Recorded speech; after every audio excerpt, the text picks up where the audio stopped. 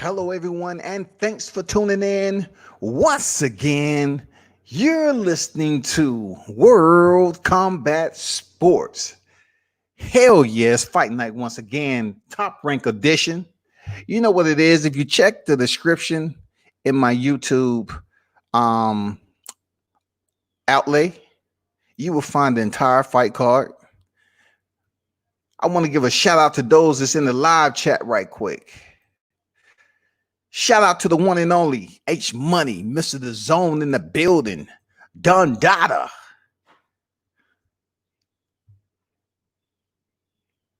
MMA Champ Commentary, formerly known as Boxing Champ Commentary. I don't know why he changed his name, but he did. But you know, attention to detail is everything. If you in the building, just hit the like button. That would be the thumbs up. Truly appreciate the support as always. The main event tonight is going to be Oscar Valdez versus Jayson Velez. Yes, junior lightweight 10 rounds. And then the co-main event is going to be fire. Edgar Berlanga going in there against Eric Moon. I've had the opportunity to see Eric Moon in a mini fight camp or what have you with Paul the Punisher Williams. I'm not sure where that's at right now, but we're going to get into it, the main event and the co-main event a little later. Clavell versus Natalie Gonzalez, light flyweight 8-round. Elvis Rodriguez, I believe he fought last month against Okoth. Isaac Dogboe back in the building versus Chris Avalos. Shout out to Isaac Dogboe, man.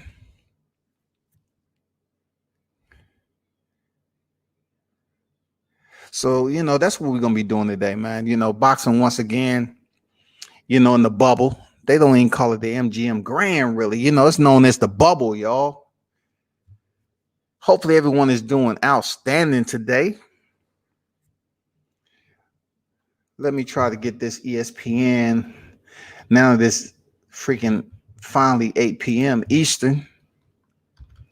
Let me try to zone into this ESPN fight card and see how many fights, first of all, that wasn't televised, and then which ones we're going to start at on the actual fight card that was sent out on the press release.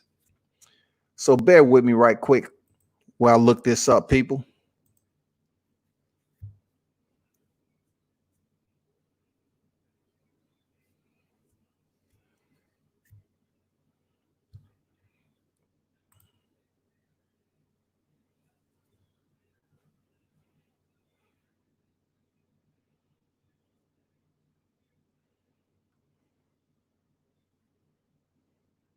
I'm really looking forward to this, to see Isaac Dogboe get back in there as featherweight.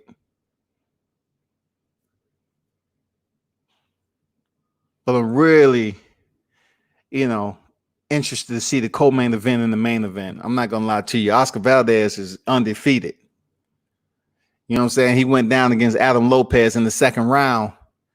But, hey, Jayson Velez is a tough go, man. He's been in there with Ryan Garcia and a slew of other opposition in the fight game.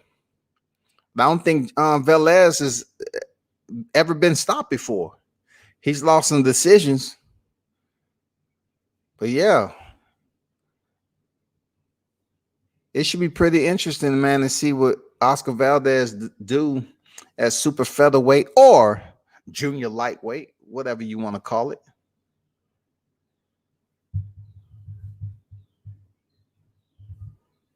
So the event haven't started yet.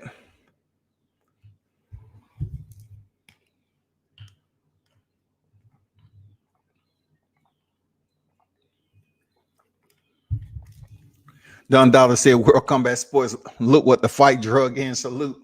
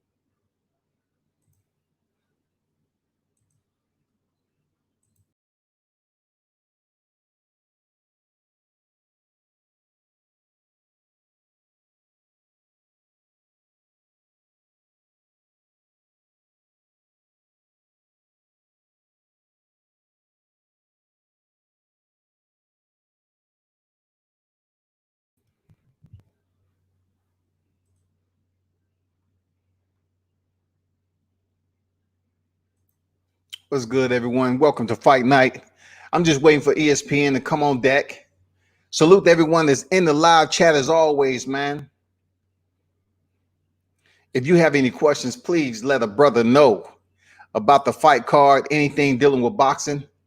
So, while I'm waiting for ESPN to come on deck, I'm pretty sure we're going to be live here in a minute. They're coming live from the bubble in Las Vegas. You know, it's another Top Rank edition. And this month right here, man, should be the last month where we just going to see Top Rank. I know we have PBC on its way back and Matchroom. One of those are going to be this month, and then the next is going to be August for next month.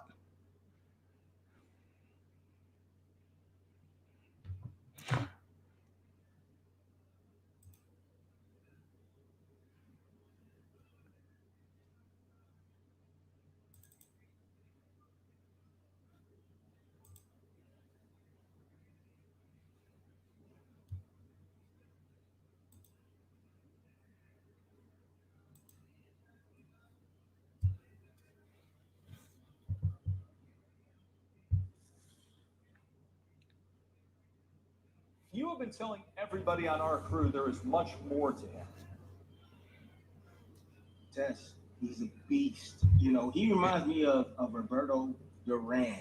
You know, let me see who they're talking about. Power, balance, has the ability to box also, but he has a ferocious fighting style, which overwhelms majority of his opponents. Well, all of his opponents so far. Okay. I have to say, you have a guy. It's funny how they initially start talking. I was about to get onto this, but I'll go ahead and talk about it. Hey, first and foremost, man, the main event is going to be, I don't know, man. I don't know if Oscar, I know Oscar was a former champion. I know why that's going to be the main event, but the co-main event might take the night. Seriously, the co-main event may take the night. I'm just saying, because Jayson Velez, we seen him in a lopsided loss to Ryan Garcia. That's Ryan Garcia back, you know, a couple of years earlier, whatever. Jayson Velez, man, he is tough. He's 29-6, but most of those, you know, losses came via loss of unanimous decision. He just doesn't step in there and get knocked out. So if Oscar Valdez can go in here and get the job done in early fashion, that's going to send a message to the junior lightweight divisions like, hey, Valdez power transfers well over here to junior lightweight. But who they was just talking about is Edgar Berlanga, right? This dude is 13 wins, 13 knockouts. And I know you saying to yourself, that don't mean nothing. Who is he fought? You know what I'm saying? And that is the big question. You know, when it comes down to it, Isaac Dogboe on deck already. So basically, Pllana and Igbokwe, they're not going to be on. They're not going to be televised. But back to what I was saying against Edgar Berlanga, 13 victories, 13 knockouts, right? And here's a fun fact to know, stepping in there with Eric Moon, who's 11-2 with 6 knockouts, all right? The crazy thing about it, and you know, I was talking to some people about it, you know, early today, is that Berlanga, all his 13 victories has been in the first round, y'all. This man has 13 first round KOs. That's real talk. All of his win has been first round stoppages, man. No cap. 100. You know what I'm saying? So this is going to be interesting. I think the co-main event may steal the night. It may steal the night. I'm not going to lie, because Eric Moon, he's looking to get back on track and establish he's a legitimate, true contender in the super middleweight division. And, you know, Berlanga is looking to carry on for what his destruction has been, you know, all the destruction he's liked. You know, he's laid the waste in his rearview mirror. He's looking to do the same thing tonight against Eric Moon, man. So we're going to see how that works. Now we have Isaac Dogboe on deck. You know, Isaac Dogboe, man, we don't need to question his heart. Isaac Dogboe is tough as hell, man. He took 2 losses to Emmanuel Navarrete, right? I thought when he took that loss, he came back too early, in my opinion. But when your mind is telling you something, you know, your mind might have told Isaac Dogboe, say, you know, take a little bit more time off, but his heart was like, no, man, you can go in there and do it. You've been through the fire. You didn't get it done. I want to go back in there while it's hot. It didn't work out.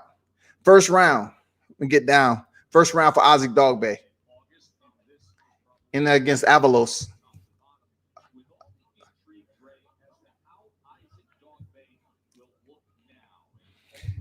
And this is going to be an 8-round fight.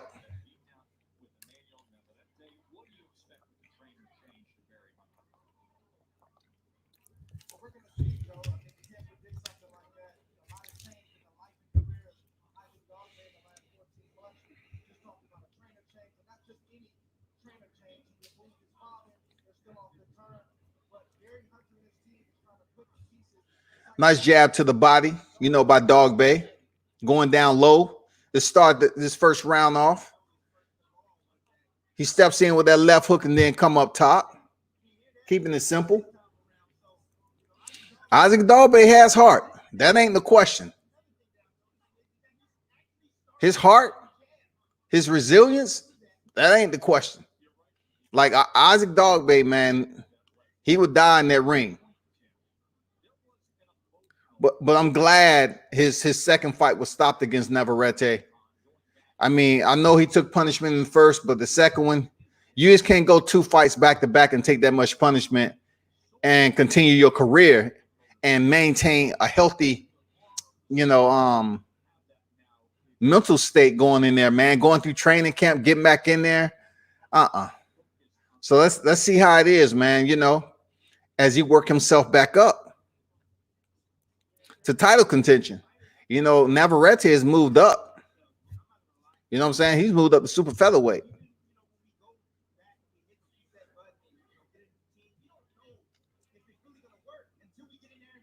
Stiff jab by Navarrete. I mean, Navarrete. Dogboe.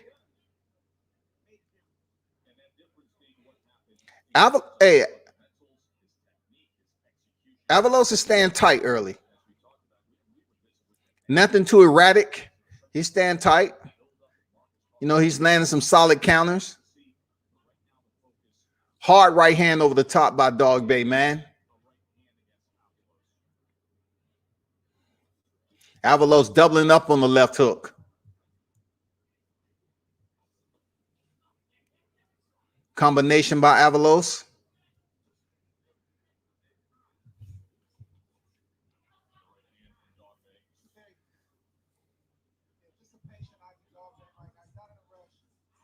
$15 seconds remaining in the first.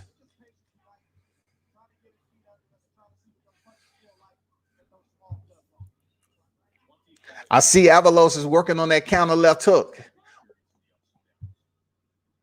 Good first round. Simple.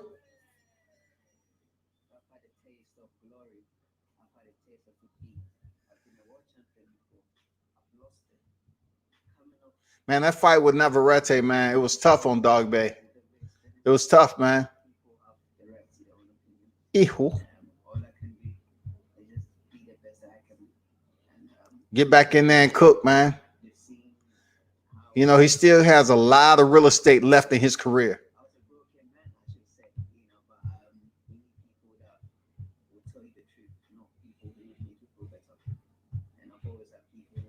Gamer say he put 1,200 on Velez. Damn. All right, you must have total confidence in Velez. You know, he's known to go the distance now. Oscar Valdez, you know, he was down against Adam Lopez, but he's undefeated, man. He's shown he can get back up. He ended up stopping Adam Lopez in the seventh round, man. You know, I don't think whether you did or not, you know what I'm saying? You put 12 on him or you're not. It's your money. So only thing I can say is hopefully you come out and you able to make that money. One thing Velez has is experience. He has more experience than Oscar Valdez.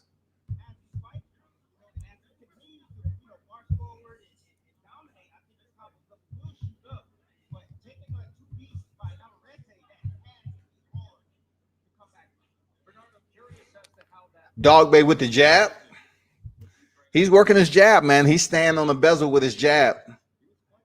He's going down to the body, and you saw how he just stepped in, and it seemed like he was going right back to the same location, but he stepped in and landed a left hook up top.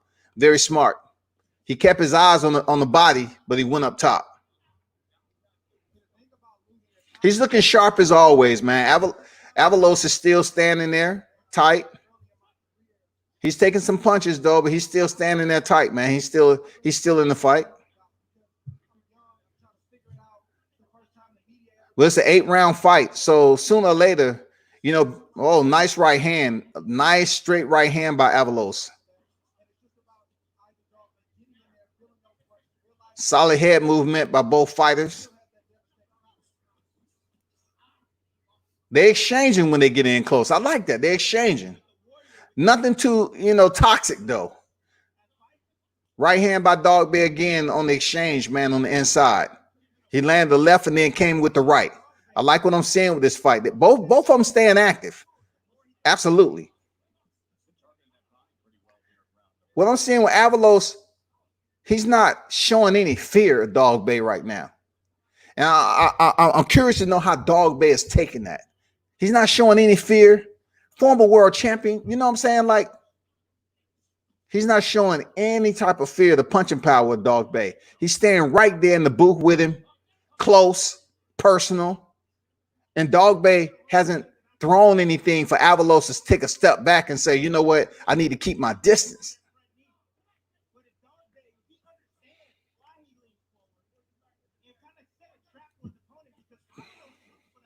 Avalos is staying busy on the inside. I like how he threw that combination and finished it up with doubling up on the jab, man, just like they teach you on the mitts.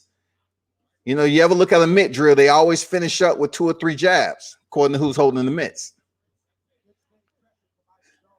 I like that stiff, hard right hand by Avalos on Dogboe. We know Dogboe can take a punch. We know that. But after going through what he did with Navarrete, it wouldn't be smart for him to continue to take punishment like that if he doesn't need to.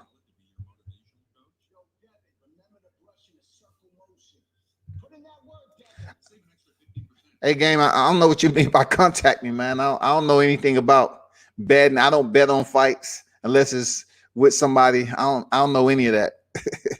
It's nothing you can talk to me about unless it's about boxing.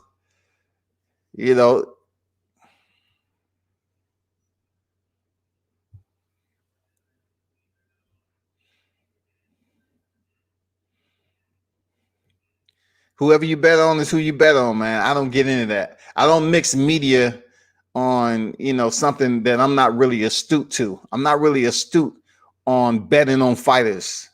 You know what I'm saying? if I'm betting a friend or whatever and I'm dropping some money, okay, cool. But I really don't get into, going on these sites, dropping bets. I don't do it.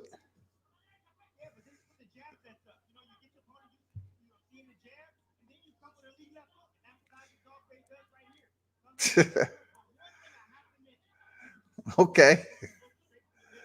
I'm good. We're in the 3rd round already. 2:35 remaining. With the men's boxing, it's 3 minutes per round. This is an 8-round fight. Dogboe stops in with the 3. Dogboe, he gets in close. And what I like what Dogboe is doing, man, he's not just throwing one punch at a time. If he's in close enough, he will basically land 2 to 3 punches, staying active, putting the rounds away. This is an 8-round fight, so it's going to go by pretty quick. Double jab out Dogboe, the close distance. Then he goes downstairs to the body once again. Hey, Avalos is still staying in the pocket. He's landing some shots on the inside, but so is Dogboe. You know what I'm saying? Both of these guys are basically exchanging numbers. Avalos throw 2 punches, Dogboe throw 3 punches. Avalos throw 3, Dogboe throw 3, 4, 5. It don't matter. They're punching in volumes. That's what I like about this boxing match. Nice uppercut. Dogboe missed the uppercut, but came back with the right hook. Oh, he's pressuring. He's pressuring Avalos, backing him up right now. Avalos is feeling the pressure. Oh, Dogboe catching with a sweeping left hook. Pretty, pretty, pretty.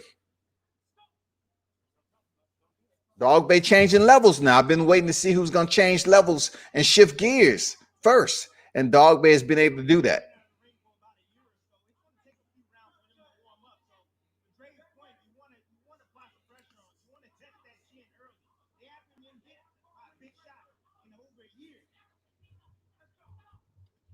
Solid fight so far, man.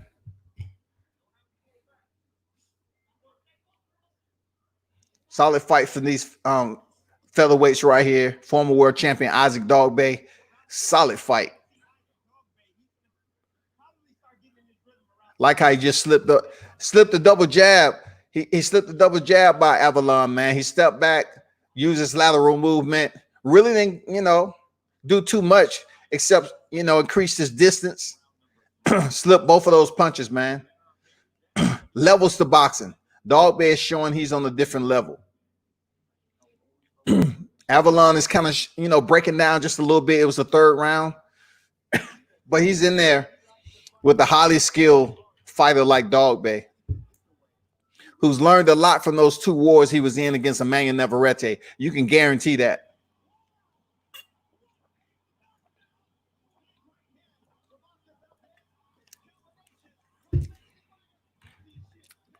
Oscar Valdez, man, he goes in here and stop Jayson Velez. He's sending a message, period. There ain't no ifs, ands, or buts about it. He's sending a message.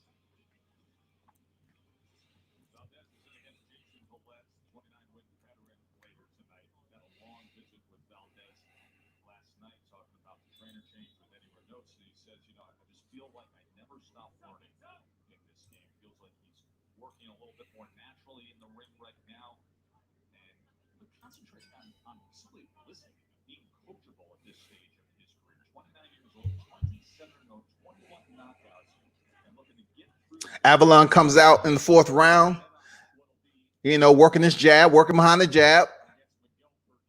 Nothing serious, though. Dogboe walks in, gets within his space, sticking the jab out there like he's been doing the entire fight. We're halfway through an 8-round fight. It's no time to relax. Avalon is basically in here moving around as they speak.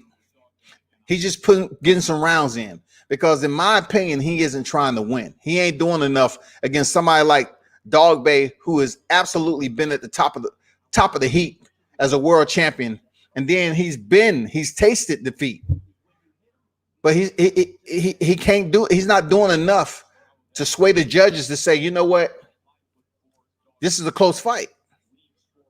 He's breaking down. It's only the 4th round. And I understand Avalos is not on Dogboe's level. I understand. But Dogboe is breaking him down right now. You can tell. He's backing him up to the ropes. Dogboe has him in the corner. Avalon holding the left hand of Dogboe. But it doesn't stop Dogboe. He just keeps on stepping in. Punch for punch. Stand busy. Dogboe is busy. Presence pressure. That's what he's doing, man. Hooks to the body. He's walking in with no fear on Avalon. Man, hook to the body and then a left hook up top. Both of those shots land. And Dogboe is really, working and stepping in with his hooks on Avalon because Avalon is giving him the target. His head ain't moving.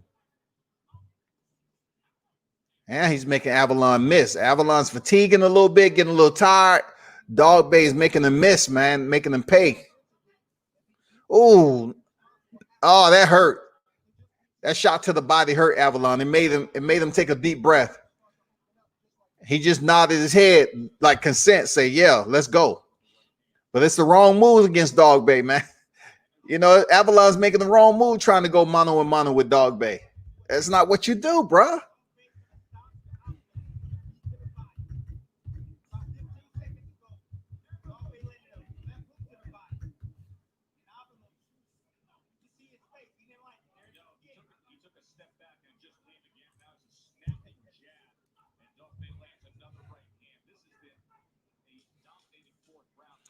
Man, Dogboe just turned up the look. He just turned up the gas on him, man. He changed up on him.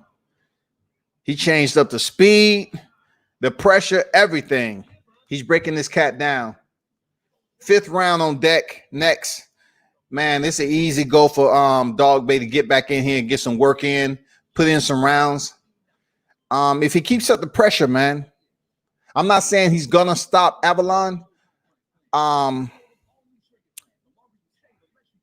Avalos rather, but he might. Avalos seems like he's fatiguing a bit. When Dogboe hit him with that left to the body, it did, force him, the exhale a little bit. He felt it.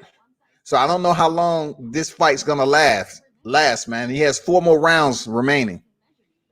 I don't know if he's gonna last the entire 4 rounds, man, and make it to the final bell. But shout out to Isaac Dogboe, man, looking very sharp.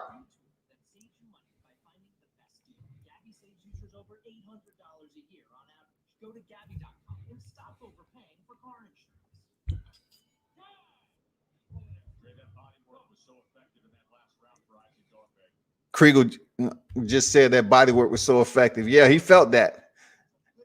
Avalos felt that body work. What the doctor coming in here for? What the doctor coming here asking the guy? Do he want? What was that for? Like to ask him, do he want to continue? It's been no knockdowns. What was that about, man? Come on, man. Let's see how this round goes. 5th round on deck. All right. Hey, Dogboe is staying active with that dang left hook, boy. If he ain't jabbing to the body, he's stepping in with that left hook. Woo, hard right hand across. Avalos took it well, though. Ooh. Dogboe staying busy. I like it. He's breaking Avalos down. He's breaking him down in the 5th round. Isaac Dogboe looks in great shape. He's letting his hands go. So cardio is not something he's worried about. Avalos steadily trying to be nice with Dogboe, trying to touch gloves in between every break. Shit, Dogboe, get this man the business and go home, man. He trying to be on your nice side because you're getting in that business right now. You know what I'm saying? You sparking him up real nice.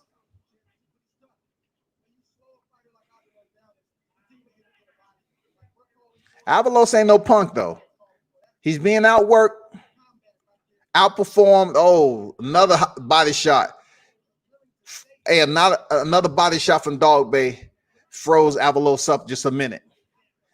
And Dogboe is gonna go back to that damn right side. Ooh, another one. Oh, there it go again. Dogboe stiffed him once more. He's feeling it. It's getting bad. A minute left in the 5th round. He's feeling it. Avalos is feeling those body shots. Barry Hunter says stab him, and you know what that means. Oh my God, Dogboe is digging in this dude, man, with every blade, left to right. It don't matter. What the referee doing? They taking a point from Dogboe for a low blow. What the? I heard Barry Hunter just say, go back to the jab. What the fuck? I'm just like Timothy Bradley. I say, when do we hear a warning, man? Like, what the hell is going on, man? Dogboe lands a stiff right hand. I don't know what that was about. Like, how can that referee deduct a point? And I really didn't know when the first warning was. Like, did he warn him in between rounds? Or did he warn him in sign language, ASL? What the fuck do we hear a freaking warning for that shit? Anyway, man, we seeing some stuff on these return cards. I don't know what the hell. I have no idea what that's about. Believe that. That's why there's Roman, the digital health clinic for men. With 24/7 access and free online visits, you can connect with a doctor when it's convenient for you and get the treatment you need delivered right to your door. Start your free online visit today at getroman.com/TV. Roman, let's take care of it. A mobile plan that blows away those high price plans. Boost Mobile's all-new shrinking plan. The longer you Your boy be back. your bill shrink to $35 a month after just 6 on-time payments. Plus, get a free LG K61. 6 round on deck, everyone who's tuned in. Appreciate it. World Combat Sports once again. You have the man himself, former world champion Isaac Dogboe, who's putting on a clinic right now.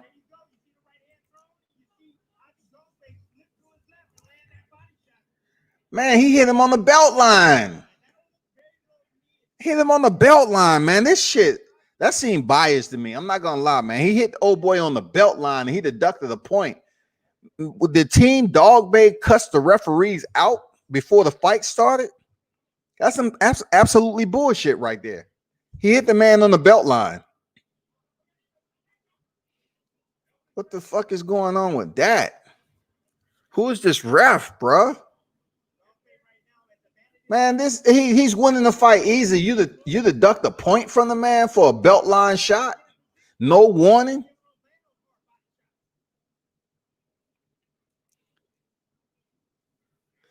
Give it up for Avalos for staying in there, man. He's still in the fight, even though he's keeping his distance just a little bit more from Dogboe because those body shots was hurting. But I gotta say for Avalos, he kept a pretty decent poker face, man.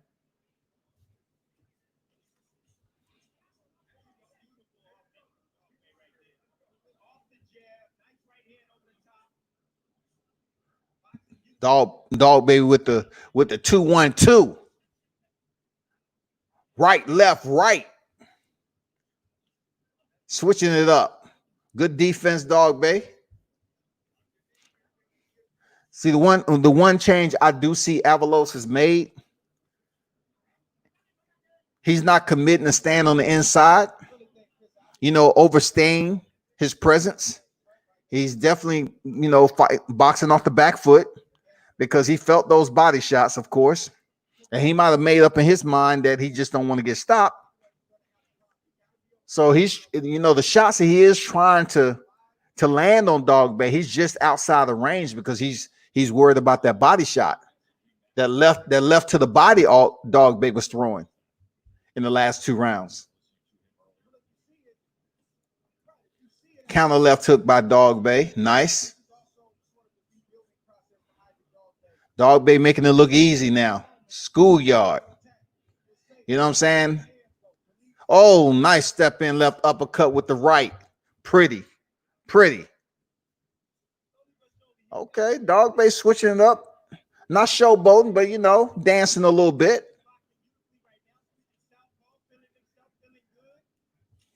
Putting in some work, some QT. He putting in some quality time tonight. Oh, hard right hand by Dogboe. Damn. Avalos got a nice chin though, man. Even though he's in there, for a sparring session with Dogboe. He's still not fighting like, he was there to collect the check. I have to give him that. Like he took some body shots, showed a damn good poker face, and he kept fighting. He could have just as well took a knee and went home and got outside the bubble and went and got him something to eat, period. So, to each his own, man. You're going to have some people that say it was a lopsided fight. Of course. Man, last time I seen Elvis Rodriguez on deck, this is 7-0 and 7 knockouts. This guy went in there and put on a show. So, I'm good. It's good to see these boxers having an early return, an early turnaround, especially Elvis Rodriguez. Very entertaining fight, man. But I hope it lasts a little bit longer than his last fight.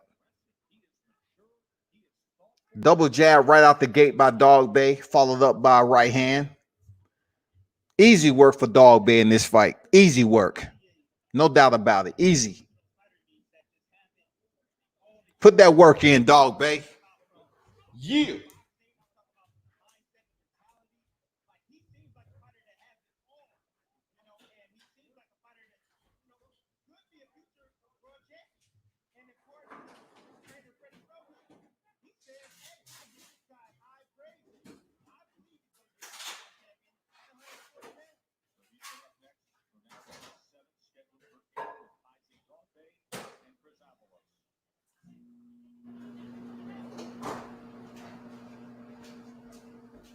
See, for me, I'm not in a rush right now for Dogboe. I like what he's doing. He's working on his skill set. Exactly. Same thing I said, Timothy. He working on his skill set. It's sparring today. It's just you getting paid for this sparring session with a different set of numbers. You know what I'm saying? You dig? I mean, give it up for Dogboe. He's treating this opponent just the way he should. I know some people are gonna be like, man, he should have got him up out of there, but Avalos is looking tough, man. He stayed close, not to make it one of those fights where he's running around the ring. You know what I'm saying? He's landing some punches. I think his best round was probably the early second round. First round, of course, just getting through the filling out process.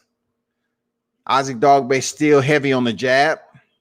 Oh man, nice counter uppercut by Dogboe. And look, Avalos took it on the chin and just kept on punching like it didn't even happen, like it was transparent.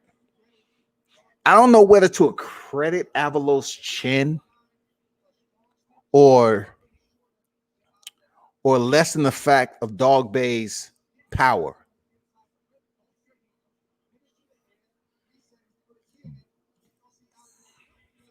I don't know. It's difficult because Avalos is taking up top. Avalos is taking Dogboe's shots up top. But where Dogboe has had success is going to the body. They have pretty much abandoned the body attack because of a point deduction. So Barry Hunter was like, okay, just get back on the stick. Get back on the jab. And I understand that because they're looking at it like, you know what? This dude is on, he tripping right now. You know what I'm saying? You hit him on the belt line and he takes a point. And I don't remember where he gave a stern warning the first time to say, you know what? You hit him below the belt again, I'm going to take a point. This man takes a point from a former world champion. Well, we didn't see a stern warning, but we've seen other referees give multiple warnings, for infractions in the ring and then take a point. So I don't know what the fuck going on with this dude. He's kind of, distracting from the fight at hand with that point deduction. And I'm pretty sure, the commentary will make mention of it once the fight has expired.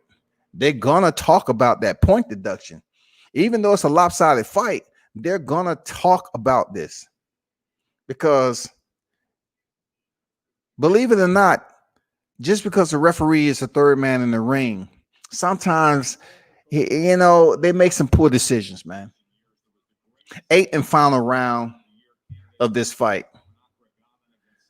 Avalos, comes out with the jab. He's still in the fight. He's still in the circle now.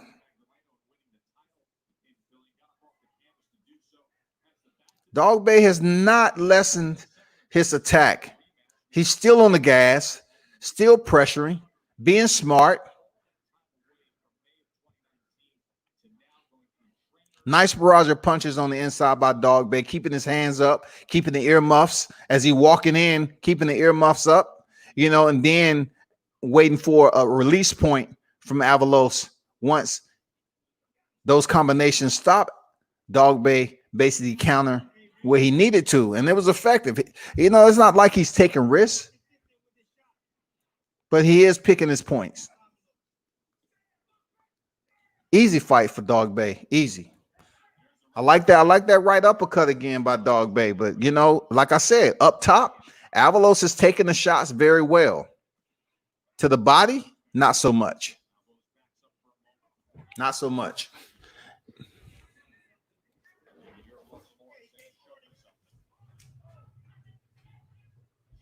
came for the clinch, and then what did Dogboe do? He gave him his hands. You can't allow the hands to be held by your opponent. Bring your hands inside, okay? The closer he gets to you, so that way you can't grab your opponent. Here comes Barry telling Dogboe, get him off. Get him off. In other words, don't let him rest. Don't let him become on the inside, like you said, Teddy.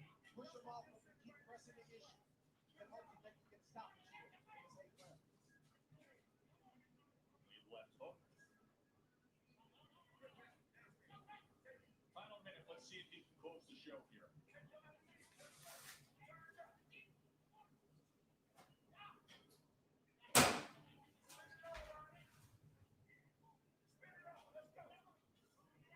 Hunter calls for the offensive attack. 3-punch combination from Dogboe. Now corners and sweeping right hand to Natalie. Isaac Dogboe's return. Nice right hand. TKO victory. About time. About time. Salute to Dogboe for getting a stoppage in the final round. Salute, man. Solid work all the way to the end, man. Respectful sportsmanship. You know, Avalos was tough, but Dogboe, man, he wanted to get the rounds in. He stopped them when he needed to. I'm telling you, those shots to the body set up the knockout. Nice right hand. Hurt him, broke him down. That work right there for this knockdown came with the early rounds. He was breaking them down, breaking them down.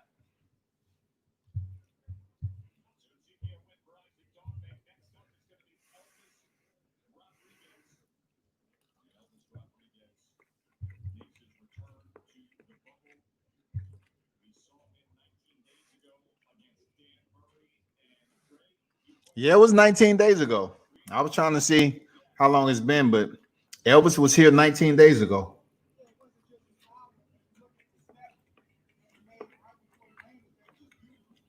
But let's be honest. Danny didn't want to be here. Danny seemed like he just stepped away from the freaking his gaming system and came in here and picked up a paycheck and then went home. I mean, come on, man. That was one of the weakest fights since Top Rankers came back, period.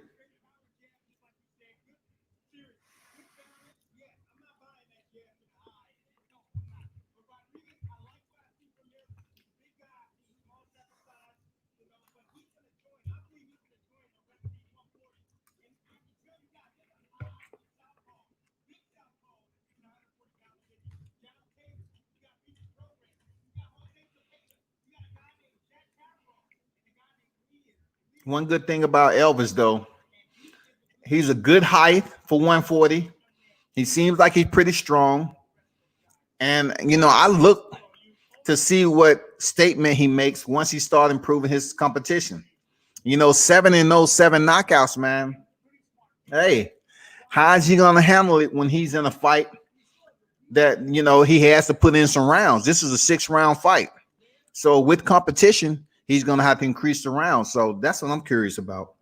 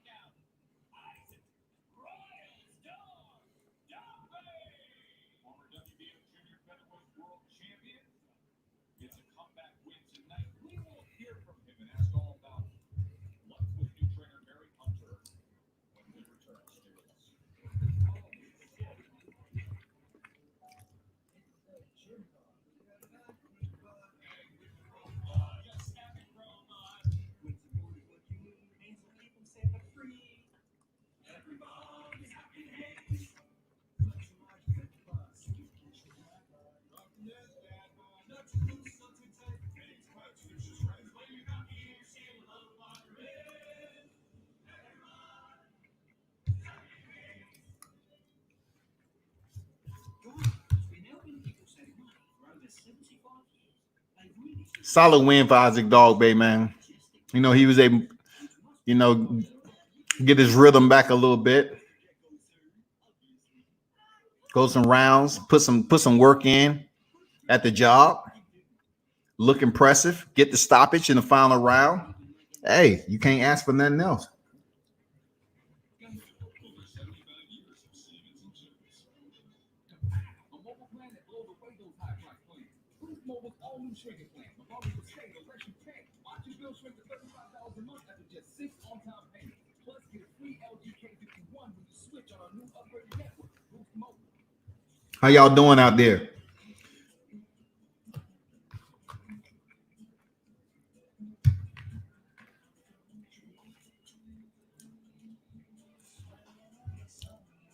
I know a lot of y'all waiting for Matchroom to come back and PBC. As myself, I'm definitely looking forward, you know, to seeing some of those other promotions get back in the swing of things.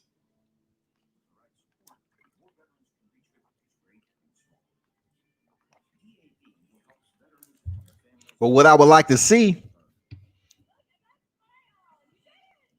is more fights on the card when it comes to boxing. I mean, mixed martial arts is coming back like 12 to 15 fights on the card. You know what I'm saying? The main card for mixed martial arts is having the same, equal, if not more, than the entire card of boxing.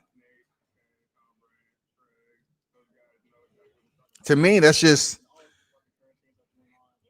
I don't know why that's the case, because we have more boxers out there than we have mixed martial artists. But it seems like in MMA, you have more fighters that's stepping in there, you know, the fight. I mean, we ain't talking about no easy ass fights. We're talking about stepping in there to compete. Boxing's been around longer than mixed martial arts, but I'm not sure as to why we're only getting 5 or 6, and then televised we only able to see around 5. Like tonight, it was 6 cards on the press release. The Dogboe was the first one, so I'm guessing we only have 4 fights remaining. Next is Elvis Rodriguez, who's 7-0, 7 knockouts against Dennis Okoth. Okoth.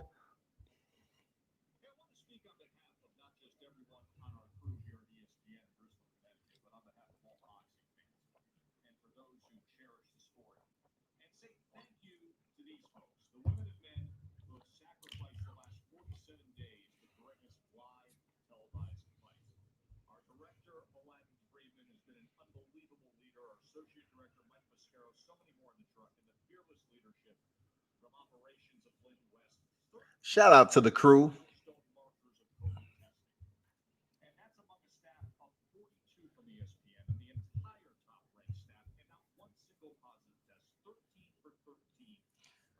Man, I bet they gaining weight like a mother though, because if they're, I wonder how early they have to be there before the fight. You know, because you know you're looking at them, they outside chilling. You know, they in the command centers. You know what I'm saying? All of them have a mask on. I get it. But when the fighters get there, they got to stay in the bubble. They can't leave. These people are outside. So where does it change?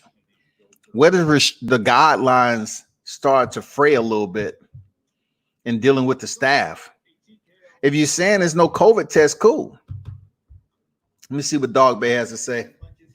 You landed 3 times as many punches as Chris Avalos, who's a tough opponent. How do you feel after 14 months away from the ring? You know, first and foremost, I give the first blessing to Almighty God. It's been a tough 14 months. TKO God has been 2 1/4 in the A. I'm grateful, you know, and I just want to say thank you to honor, praise the Lord, you know, for this for my Dogboe always, you know, humble, whether it's victory or defeat. Always humble.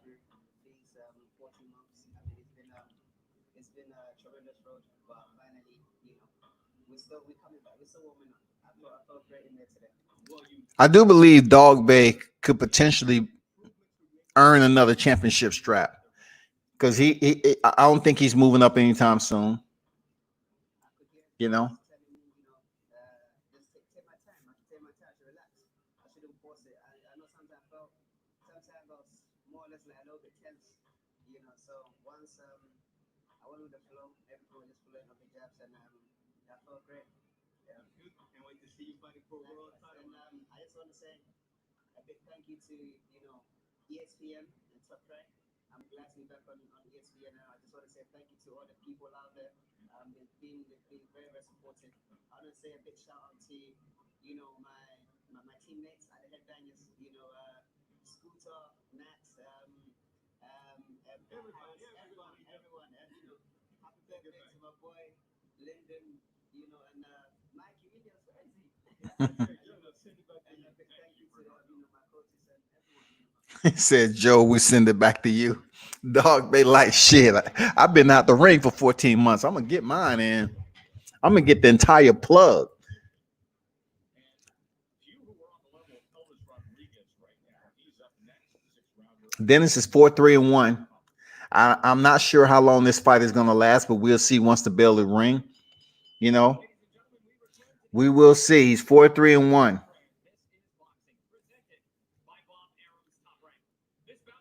And this where I tried to basically, I wouldn't call it education, but I just tried to give an explanation as to the regularity of how fighters build a record. You're gonna see opponents on the bottom side of their record like this. You're gonna see it. You know what I'm saying? Stop acting like it's not something that doesn't happen with a regularity in boxing. You see guys like Elvis Rodriguez going in there against a guy like Dennis Okoth, who's 4-3-1, but yet he's undefeated. You know what I'm saying? So I really want to see.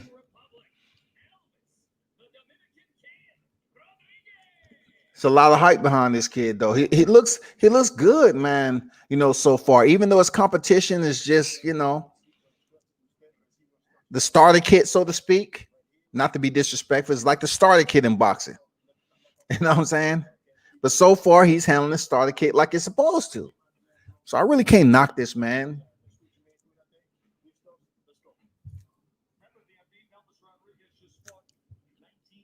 I don't know who named him Elvis, though.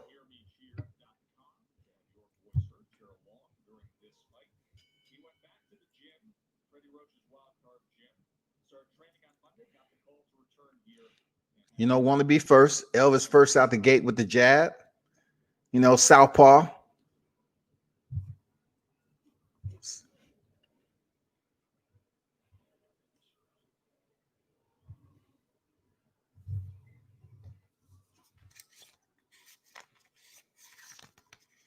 can see right away, Okoth moving to his right. It's like he's trying to avoid the right hook of Rodriguez. Because Rodriguez, he's a complete southpaw. He has a right hook, and he also has a straight left hand.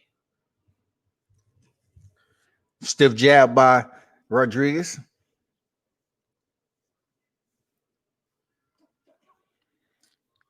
D Hodges in the building. What's good with you, man? Say what's up, World Combat Sports in the chat.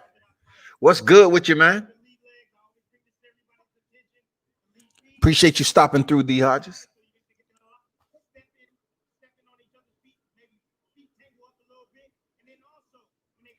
I think H Money was here earlier. He might be back in the cut.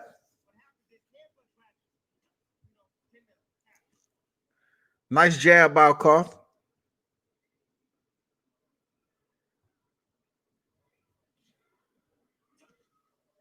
Rodriguez is a bit more so far. It's a minute 30 remaining. He's being patient.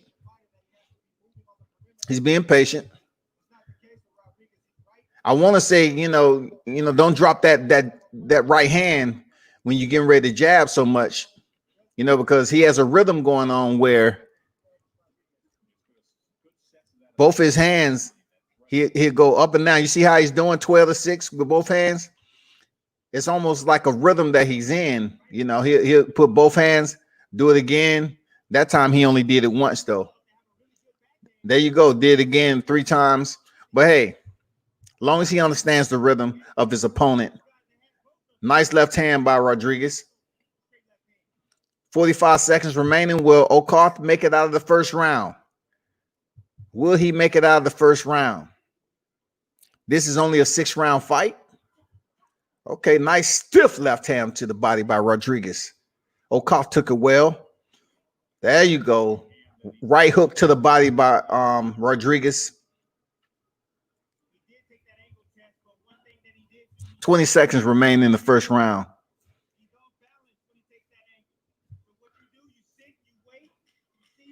Okay, nice counter by Okoth, up top. Left hand up top on the counter. Okay, right hand down the middle. I see your Okoth. Okay, good first round, basic, fight. 1-2, nothing, it wasn't nothing too special out of it. No knockdowns. Both fighters' pace similar. You know what I'm saying? Basically the same. So nothing too much to talk about. But the hype out this fight is definitely Elvis Rodriguez 7-0, 7 knockouts, of course. And speaking about wins and knockouts being equatable, you do have Edgar Berlanga, who also, has his wins to equal his knockouts also. You know what I'm saying?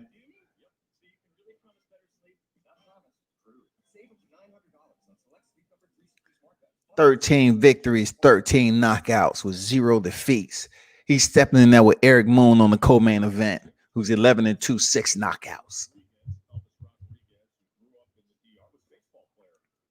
Let's see if Rodriguez pick up the pace a little bit and try to test the mettle of Okoth. You know what I'm saying? See if he want to make this a little bit more entertaining fight. Kind of display his skills just a little bit more.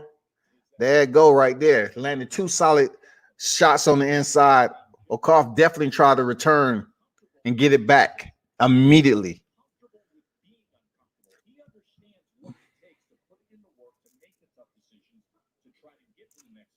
Rodriguez definitely have that habit of both his hands moving up in sequence at the same time. Oh, nice counter by Rodriguez. That shot lands. Okoth, he didn't show any signs of it hurting, but he is fighting off the back foot right now, so he's feeling something. Stiff jab by Rodriguez. Yeah, for sure, D. Hodges, for real. Yeah, man. You have before Eric Moon and them step up, you have one more fight, man. The female's up next. Light flyweight, 8 rounds.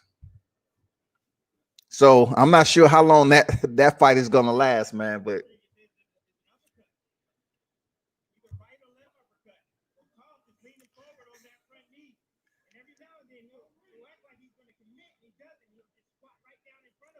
Rodriguez, I'm going for the one. I'm out of these two. I'm not really,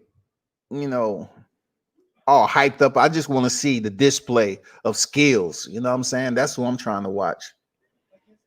Rodriguez is the one that's being hyped and supported, and all the steam behind. I want to see how he performs. Right now, he's doing very well. You know what I'm saying? Okoth is staying in there though. Nice shot to the body. Okoth, I like how he countered with the double jab. But he needs to set up that right hand. Is he going to throw it against that southpaw? Every time he knocks down Okoth, man. Right when Okoth was trying, Tony Weeks called the fight. See, Okoth is still dazed, man. Okay, Rodriguez had some power. He shut it down in a second. No ifs, ands, or buts about it. He turned up the energy. let his hands go, and he showed that he has power. Okoth was legitimately hurt. Like this dude, the look in his eyes, he was like, is it Sunday? You know what I'm saying? I mean, Rodriguez stunned him. Rodriguez stunned him out of nowhere. And the look that Okoth had on his face was like shot. Look at that left hand. Boom. Woo, he dropped him immediately. No hesitation. Woo, 1-2 down the middle. This guy has promise, Elvis Rodriguez. He has promise.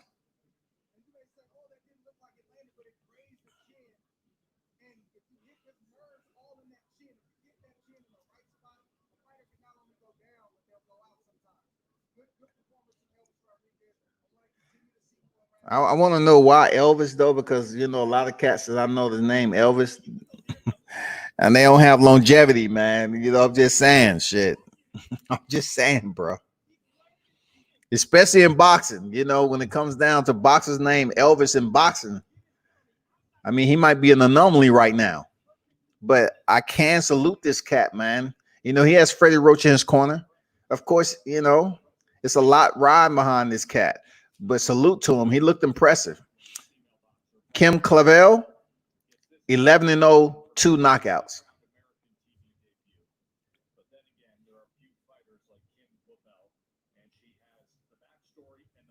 Canadian fighter.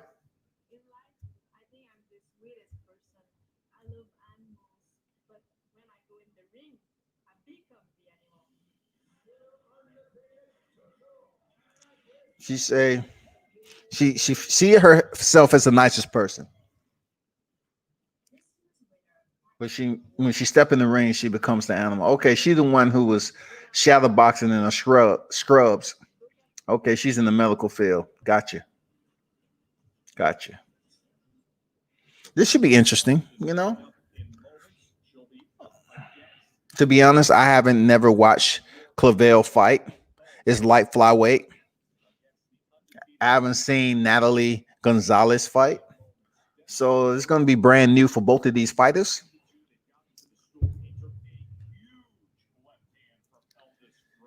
Man, Okoth is still, seriously. Time Okoth turned it up and he was countering Rodriguez. Rodriguez shifted gears and said, you know what? Let me get you up out of here. I got things to do. I ain't trying to stay in the bubble too long. Promising young man, you know, promising young warrior right there, Elvis Rodriguez. You know what I'm saying? Promising fighter right here. Looks good in the ring. Very technically sound. And it looks like he has legitimate power. Oh, damn, he sent that left hand deep. He punched through the wall in that motherfucker. For real. Damn. He sent it, man. I ain't gonna lie. No signature receipt or nothing. He sent that one way. That shit was delivered.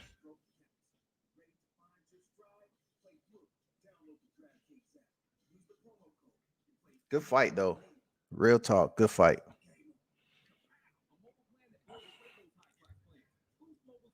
Let me check over here.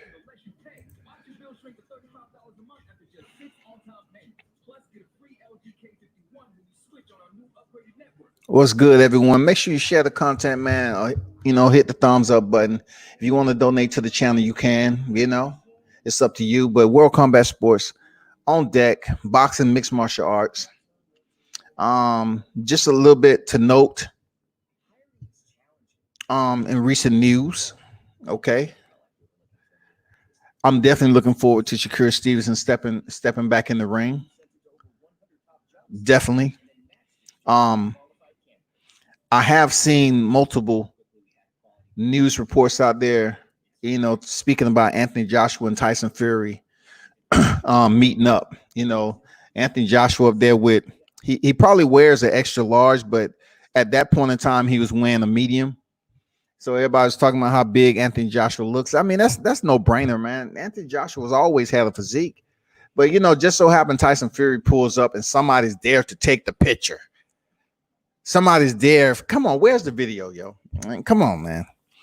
Like, and then supposedly what was said is that, Joshua told Fury, you go in there and get Wilder.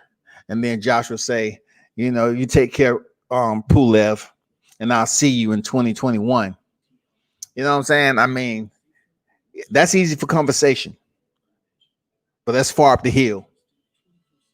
That's far up the hill riding a tricycle. You have such a distance to go for both fighters. Tyson Fury has Deontay Wilder returning to regain his WBC. And then Anthony Joshua is going in there against Kubrat Pulev, who in his own words seems like he's not there to lay down. He's going to go in there and give it, from whatever he's seen from Andy Ruiz and everybody else that gave Joshua a hard time, Joseph Parker, whatever. He feels that he may have the formula to go in there and give Anthony Joshua a defeat. It would absolutely be an upset if Kubrat Pulev defeats Joshua. I don't think it'll be a brighter highlight than Ruiz, of course. I mean, that's just point blank. But I do believe at this stage in trying to set up the unification match with Tyson Fury, it was sitting all those plans into shambles. You know what I'm saying? They have a huge projection to make hundreds of millions. If by chance Tyson Fury and Anthony Joshua fight for an undisputed title next year, absolutely. It's a lot of people standing in the chute ready to get paid, people. Believe that shit. So it would definitely send everything to the ashes. Shout out to Andre Rozier, man.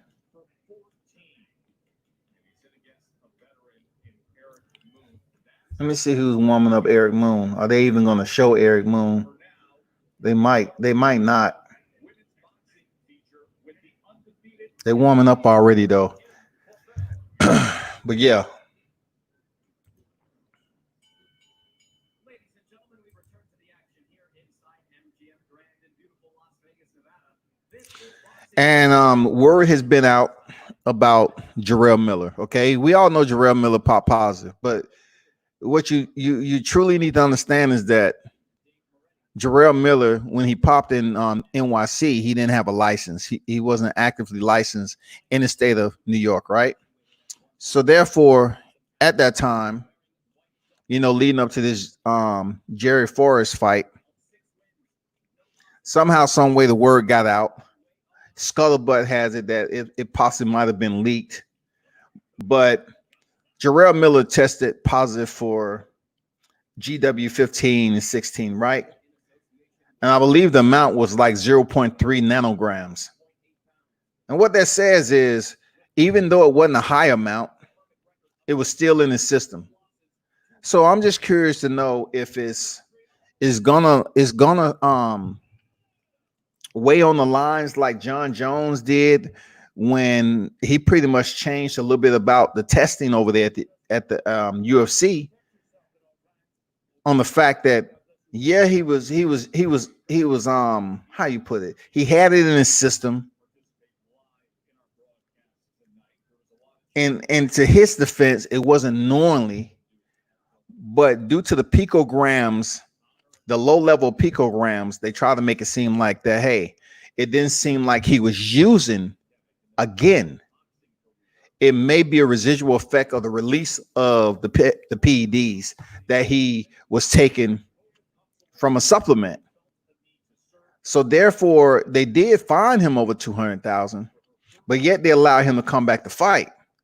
I don't know if Jarrell Miller, there's so many circumstances going on with Jarrell Miller. You have the Dillian White issue. You have so many fighters who have tested positive, but Dillian White, he tested positive in his kickboxing days. And also he's tested positive 3 times over here as a professional boxer. He has a hearing coming up August 5th. Okay. And the August 5th hearing will determine whether Jarrell Miller is gonna be the recipient of multiple years of suspension. I'm just curious to see how boxing is gonna handle that. Clavell and Gonzalez is on deck. Light flyweight affair.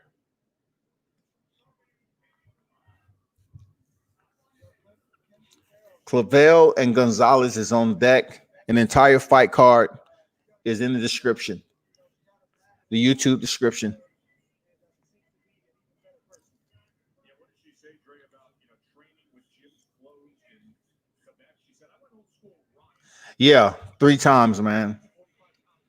So the third times, being that he tested positive for 0.3 nanograms, I'm curious to know if that's a residual effect as far as coming off. Whatever, things are changing with this testing. You can still test positive for something that's still leaving your system, still being filtrated out of your system. It can happen. People don't want to admit to it, but it can happen. We've seen it with other fighters who have tested positive. We've seen this shit. It can be not time release, but it can be a residual effect from what the fighter was taking early on. People need to stop thinking that PEDS is a death sentence. PEDS is PEDS. You know what I'm saying? It's fighters, and it's been professional athletes that sit up here and test positive for PEDS forever and a day, and all they do is get suspended and come back. Look at Antonio Margarita, who tested positive for having plaster of Paris in his gloves, and he only received, was it 12 months? And time his suspension was up, he came back to the sport, and that's after putting a beating on Cotto. Yes, I believe he had that plaster of Paris in his gloves with Cotto. That is taking somebody's life. That is what Bob Aaron say. If Bob Aaron's gonna say that Jarrell Miller testing positive is almost like attempted murder, then putting plaster of Paris in your gloves is attempted murder too. Because you brought the weapon to the fight, and this man has family, and you didn't care anything except getting the win, and you got caught the second time around.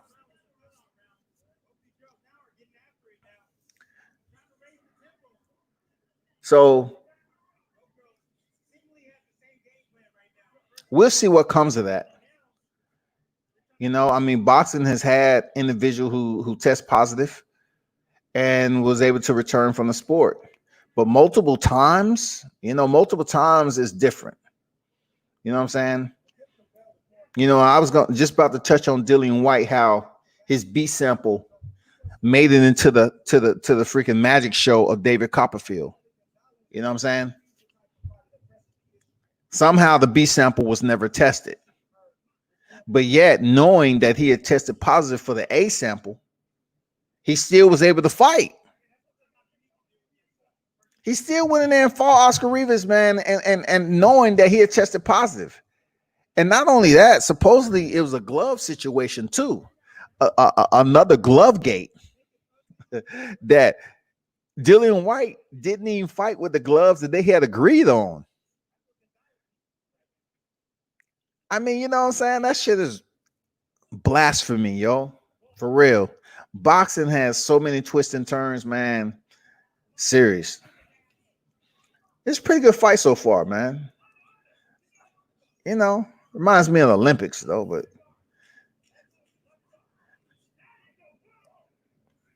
I mean, both fighters. Oh, nice straight right hand. I like that from Clavell. I got dates for you, fellas. August 22nd in the bubble. Jim Clavell's countryman, Elder Alvarez, and Joe Smith in the light heavyweight title eliminator. Then a week later, Man, Lita Alvarez coming back next month against Joe Smith.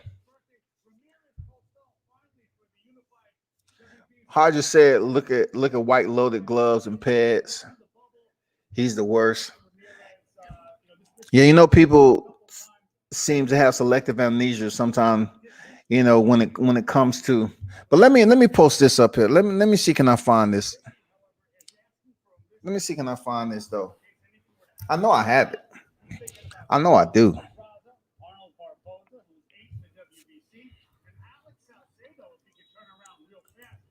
was a fight that was talked about a couple of years ago. Who's number 8, the WBO?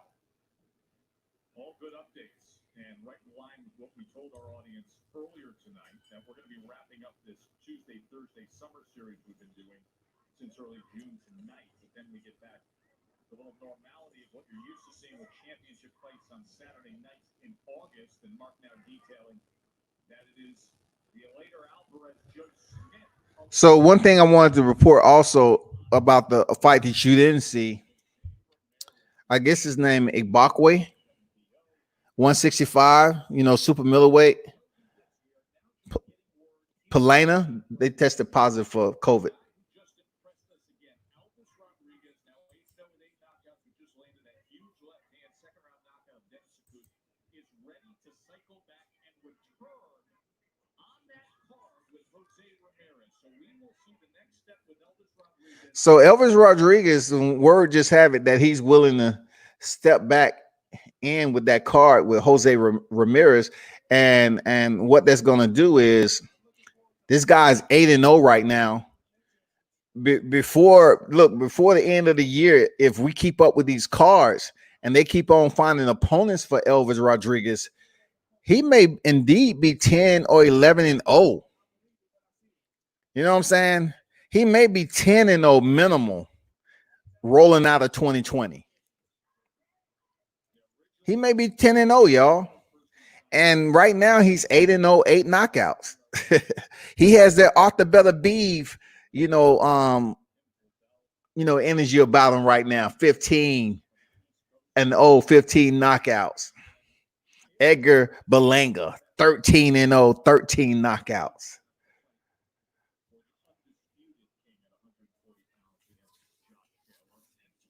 That's gonna be a good fight, Jose Ramirez and Josh Taylor.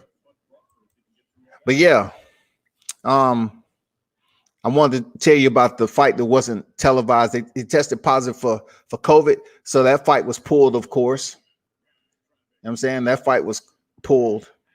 We're available right now to get you the help you need and the justice you deserve as quickly as possible. I really hope that the rumors aren't totally true about Charlo really wanting to fight Oscar De La Hoya. I just hope that's not the case, because we don't need to see that. It's kind of it's a bit disrespectful, I'm not gonna lie to you. It's a bit disrespectful for Charlo, who's trying to make a name for himself in boxing. And I know people are gonna say, well, that's the Charlo brothers. Okay, yeah, it's good he has a twin. I'm glad both of them. I'm glad Jamel has a twin. Seriously, I do. I'm glad these cats have a twin. Jamal have a twin. I don't know what they would do without it, man. Seriously, I just don't know what they'd do without the twin, man. Back to the fights, though. But yeah, man, keep your eyes tuned for Jarrell Miller August 5th. He has a hearing. And I'm not sure when we'll see Jarrell Miller again. He may receive a multiple year suspension, or he may be banned for life. It all depends, man. He has a habitual regularity in using pads, and that is the truth.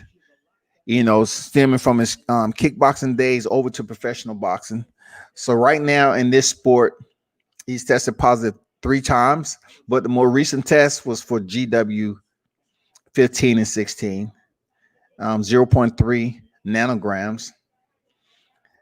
I'm not in the laboratory, so I don't know how they're gonna look at that. I'm not sure what Jarrell Miller is how he's going to address or respond to the commission. But it shall be interesting, y'all. It shall be interesting, because a lot of this is this result when he goes in for this meeting is line heavy on if we'll ever see him back in the ring and if he'll ever fight with Top Rank again. because he had just signed. You talking about the bad guy wins, but then you don't even make it to the ring. You know what I'm saying? I would have liked to see, Jarrell Miller in there with Jerry Forrest. Clavell is throwing some nice, solid combinations, man.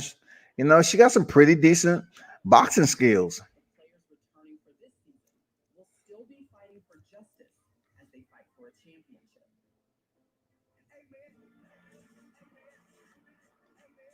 Yeah, I'm pretty sure they're gonna, even with the nanograms, they're definitely going to take a peek in that, man, and it's gonna be a big deal. I'm not gonna lie, like it's gonna be a big deal.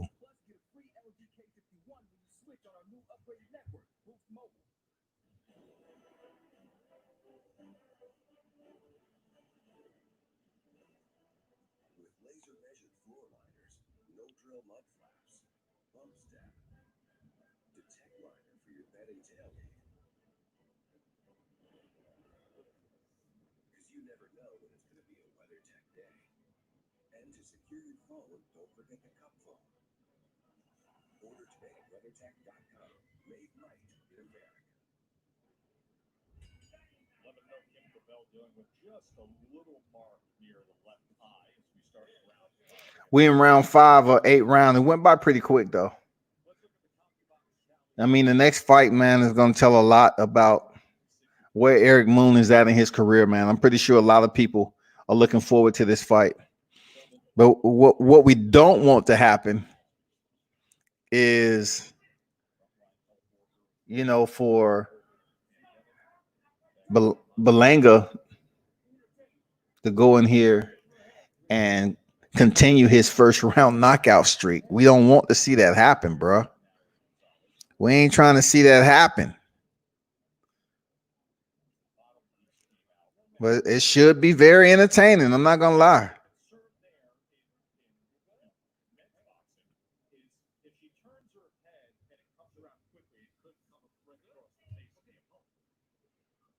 They had to fix the hair of her opponent, Gonzalez.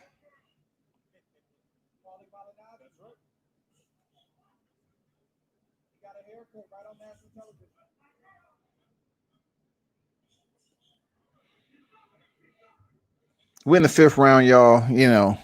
Light flyweight. 108.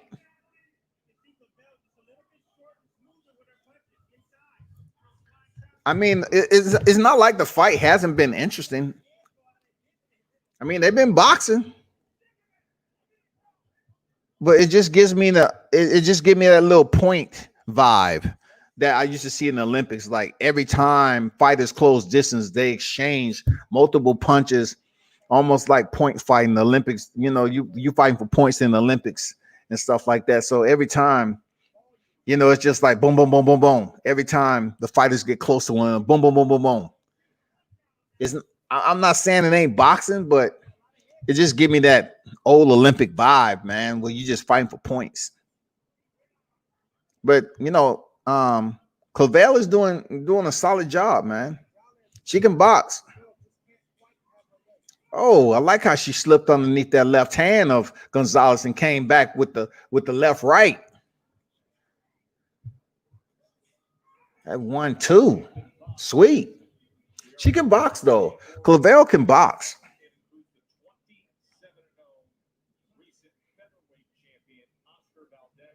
Joe Smith is heading back next month, as you heard, against Alida Alvarez, the former champion at light heavy.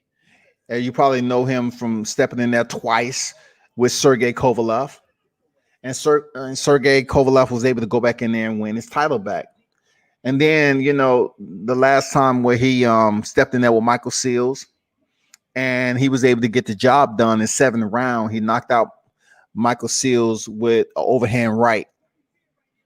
So, him stepping in again, he's steadily trying to work himself back to a title shot. You know how it goes. Yeah, Clavell winning, D. Hodges. I agree. Easy. There go Oscar Valdez. I had the opportunity to interview Valdez in 2019, man. You know, good dude, man. You know, that was coming off him having his mouth wired shut because he had a broken jaw. Like, I got mad respect for him, man. Approachable dude. We'll talk boxing with you. I mean, he's a solid fighter, man. It's nothing. It doesn't matter if he went down in the second round against Adam Lopez. Oscar Valdez is a solid fighter, man. He's tough. He's tough. No doubt about it. It ain't no question in that. He's tough. Nice stiff jab to the body. Oh, man, she slipped like 3 punches. She has defense, Clavell. I like that.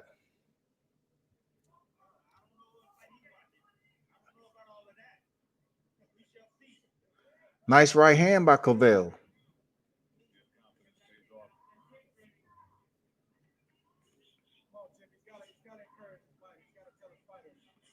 Ooh, nice body shot, Clavell.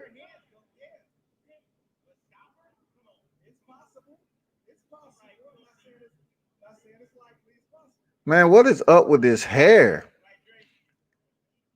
They need to do a better job. It's just so much you can do with hair. Just tighten it up. It's not like the strands of a hair has nerves in them. Just tape the damn hair up, man. Clavell with the solid combination, man. Oh, nice right hand. Didn't even set it up with a jab. Just stepped in. Timing. Sweet timing, man. This girl can box. Oh. Nice footwork, too. Damn. Too bad she's in a lower weight class like this, man. Damn. Of course, it ain't no knockdown. You don't want that to happen. Anyway, easy work by Clavell, man. She dancing in there. She got skills. I'm not gonna lie. I've been paying attention that I've been talking, but she got skills. I'm not gonna lie. She has skills.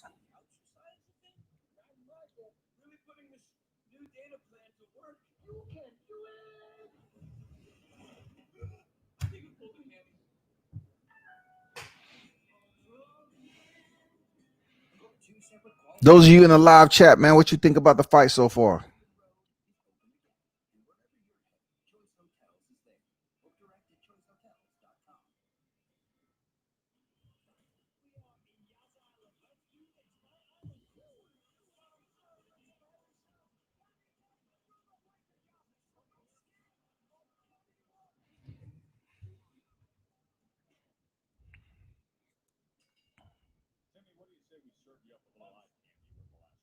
He said eye candy.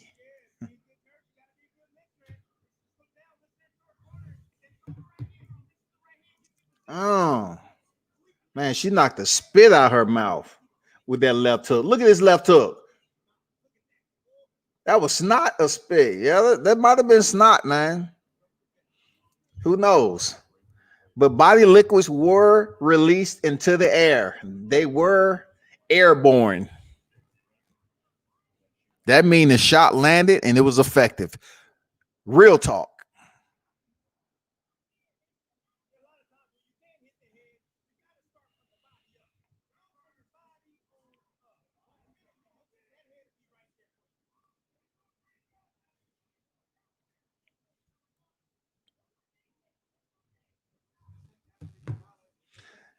We in round 7 of an 8-round affair. Clavell is showing her boxing technique and showing that she is indeed a bona fide boxer. It was a little bit, old Olympic-esque early on, but this girl got some skills stepping in with that straight right hand the way she's doing. She ain't wild. She has some damn good footwork. Look at her move, man, the way she slipped under that right. Oh, girl got some goddamn footwork, man. She can dance. Head movement, too. She loved leading with that right hand without setting it up with a jab. And that's with timing. She has Gonzalez timing down. Gonzalez is a bit flat-footed, stands up straight, and she's just there trying to land anything. Like, of course, these ladies don't have power. You know what I'm saying? So it's going to be all about boxing. No real punishment being delegated. It's just a boxing. It's just a boxing match. You know what I'm saying? And right now, Clavell is easily winning. Period.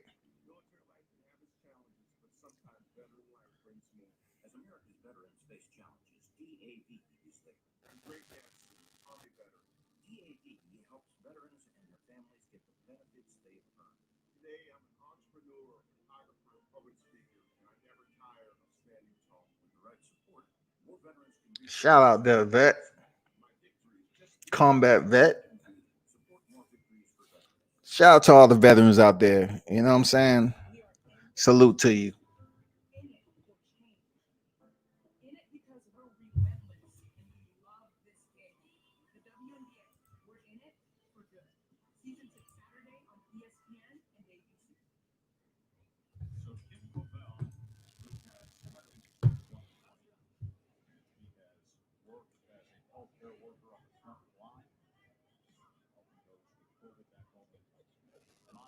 Gonzalez comes out with a vengeance in the last round, standing in the pocket, throwing down.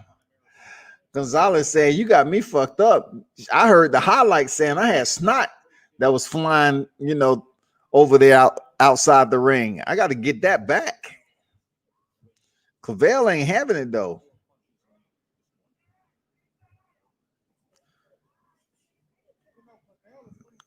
Nice combination by Clavell, man. Man, the technique of Clavell, it is impressive, man. Oh, girl, tight. She's tight. She's not wild. It's not considered like, how they always want to, clarify women boxers as being a bit wide, looping. Clavell is tight, technically sound, in my opinion. Seriously. She loved leading with that right hand, though.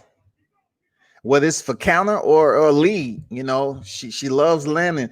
It'll be nice if she has some power on it, though.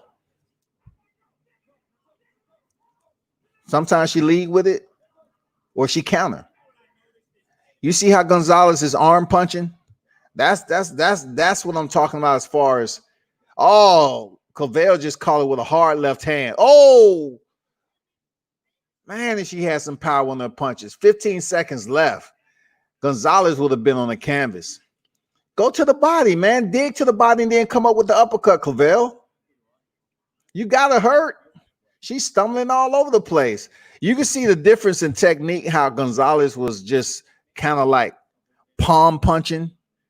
It got a little girly in there for a second by Gonzalez, but Clavell, not with her, man. She's technically sound, man. Solid technique. You know what I'm saying?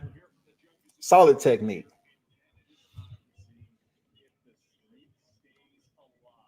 Edgar Berlanga.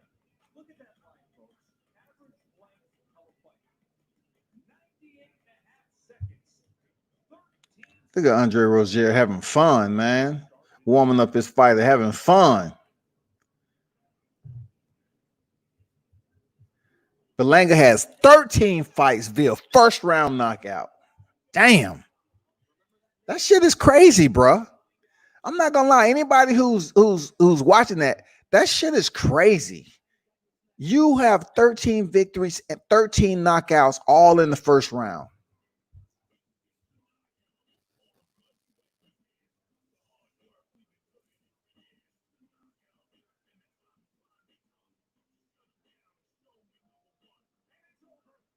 That shit is malicious. 13 wins and 13 knockouts. That's just malicious. Damn. First round knockouts like it's cool, dog. Are they gonna show Eric Moon? Why are they not giving too much airtime to the B side, supposedly? Like, why is that the case, man? They both gonna be in the ring. Like, why are you not showing too much love to the opponent? I know the hype is behind Berlanga, but you ain't showing no airtime to Eric Moon. 11-2, 6 knockouts, no love. Come on, man.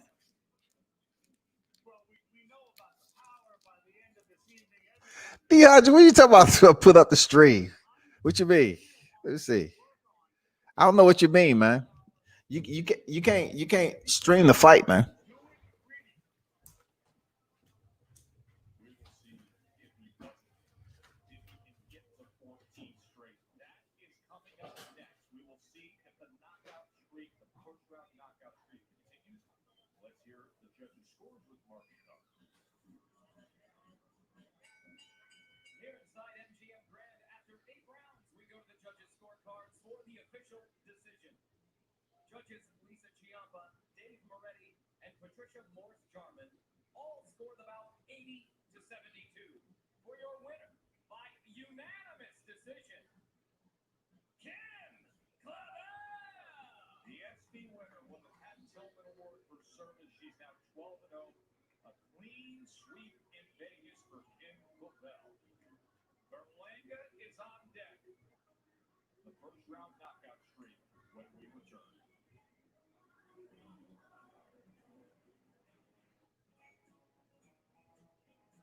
Motorcycle riders love the open road, and Geico loves helping riders get to where they're going.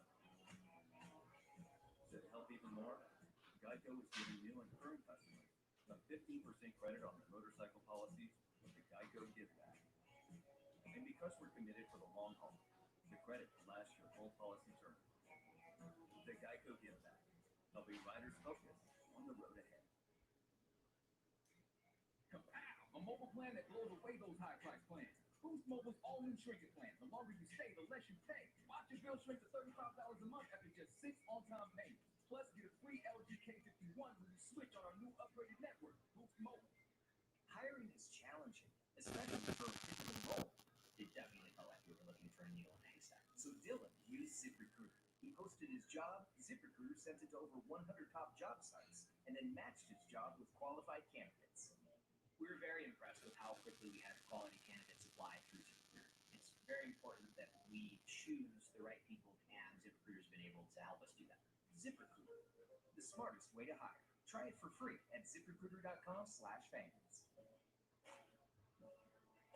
Talk about my hero, Stephanie Gonzalez. I want to thank Treasure Thomas, Dr. Josh Hughes, Haley Whitman. Thank you for all that you're doing. We have felt amazing family and love. Cheer for us, I will cheer for you. Let's go. Yeah. Stay strong, guys.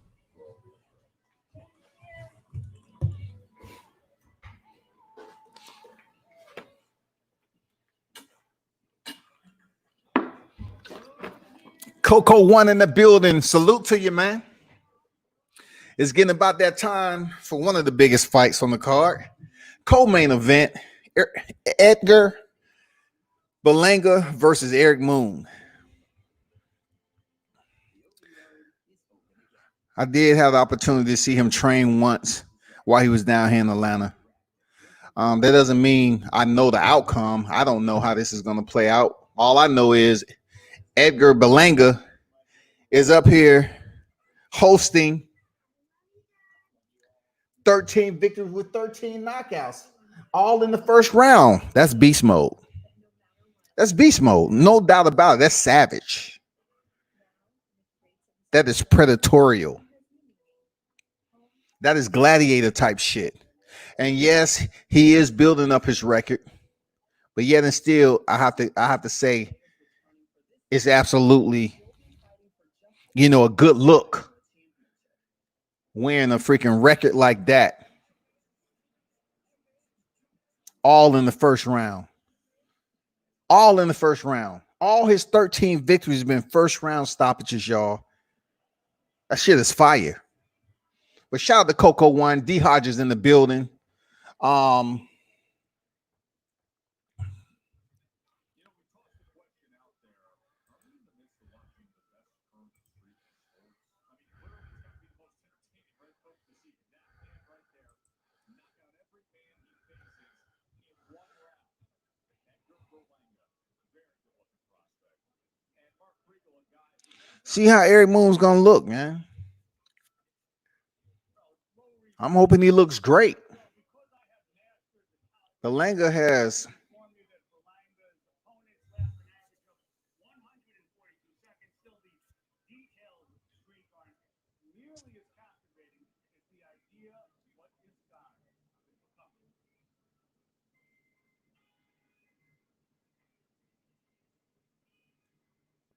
it shall be interesting, people. I'm not gonna lie to you. Riddick Bowe, salute. Felix Trinidad, Hector Camacho. And well, unjustly again. Still there. And you know, whoever's tuned in, you have to understand that this is a process for a lot of fighters. I tell people all the time, you're gonna find on majority of the boxes that you tune into, they're gonna have a fighter on their resume without a winning record. You know what I'm saying? It's possible. It's highly possible, y'all. He's still in the process of dressing up his record with some quality opposition. His first two fights was debut. His opponents was debut. And check this out, though, what he's emulating right now. And it's another guy out there that you know very well. Not so much the first two fights, but I get to it. So his first two fights, Berlanga was debut. He KO'd him in the first. Next one's 9-7, then a debut, 4-0, 7-5, 19-3, 16-8, 3-2, 37-15, 7-4, 11-4, 16-1, 11-2. What you see about that? Outside of the debuts, none of his opposition that he's beaten have non-winning records. Most of the fighters in this day and time has somebody on there with a non-winning record. But with Berlanga, he has three fighters in it for debut, which are, you know, it is what it is. But the ones who actually have records, competitive wins and losses, from what I'm seeing, none of them have losing records. Now, it's another fighter out there that you may know that, you know, I always ask this, right? And you really have to dig a little deep to kind of compare this. But if you look on the man himself, the great Muhammad Ali, tell me what you see from the beginning of his first opponent all the way to the last. It's exceptional. It's exceptional. Muhammad Ali does not have one opposition on his record with a losing record. And he's 55-6, ain't he?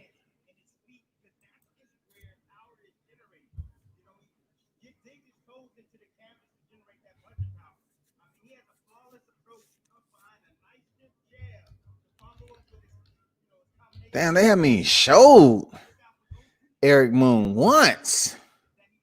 Top Rank ain't playing with this freaking airplay. Like, Jesus Christ, dog. They ain't playing. They treating the B-side like they don't mean nothing. You know what I'm saying? They treating them like they don't mean nothing. They just a placement to the fight card. But yeah, like I said, man, look on Muhammad Ali's record, man. He don't have one opponent on his record that has a losing record. When he fought them. Okay? And that's impressive. I'm not gonna lie, that's impressive. That kind of introduces the fact that that's why they call him the greatest.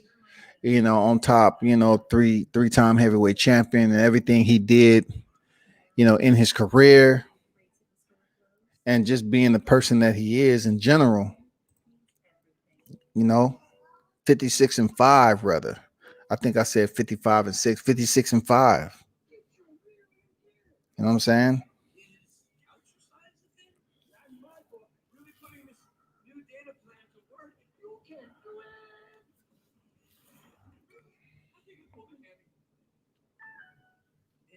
And what a lot of people don't mention, just like, when it comes to Mark Breland and a lot of other people, his Olympic pedigree.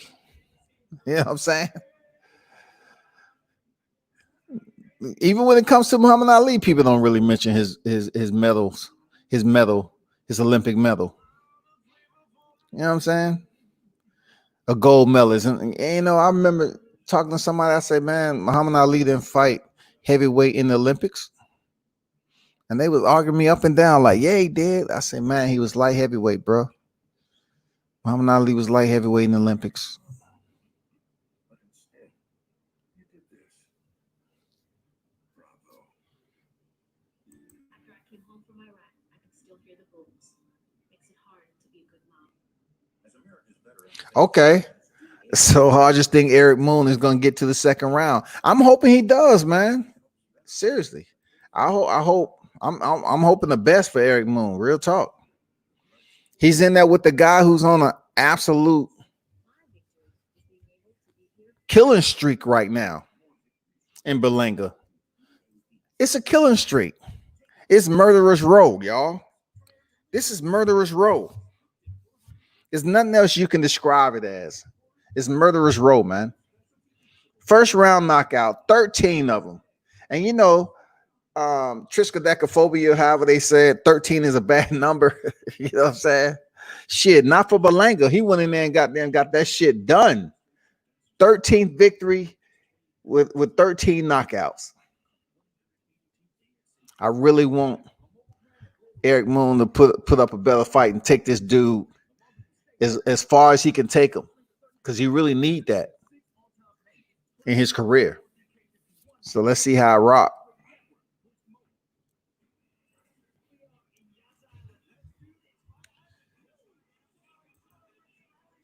Oh, this is what I wanted to say. Not the cross thread combat sports reporting, but I did want to let y'all know that Khabib Nurmagomedov versus Justin Gaethje is out of UFC 253. I was gonna save it for my Muddy Flats live stream that I was gonna do this week, but yeah, man. Khabib Nurmagomedov father passed recently, and he will not compete September 19th at UFC 253 to defend his title against Justin Gaethje, who is the interim lightweight champion. There go Eric Moon. Up against Eric Moon, who last night said, listen, I'm not worried about the streak. I'm not the other guys that he's faced. I'm going to rush out of the corner when the bell rings for this first round and go after him. Okay, Eric Moon said he gonna go after him. What you think about that, Hodges?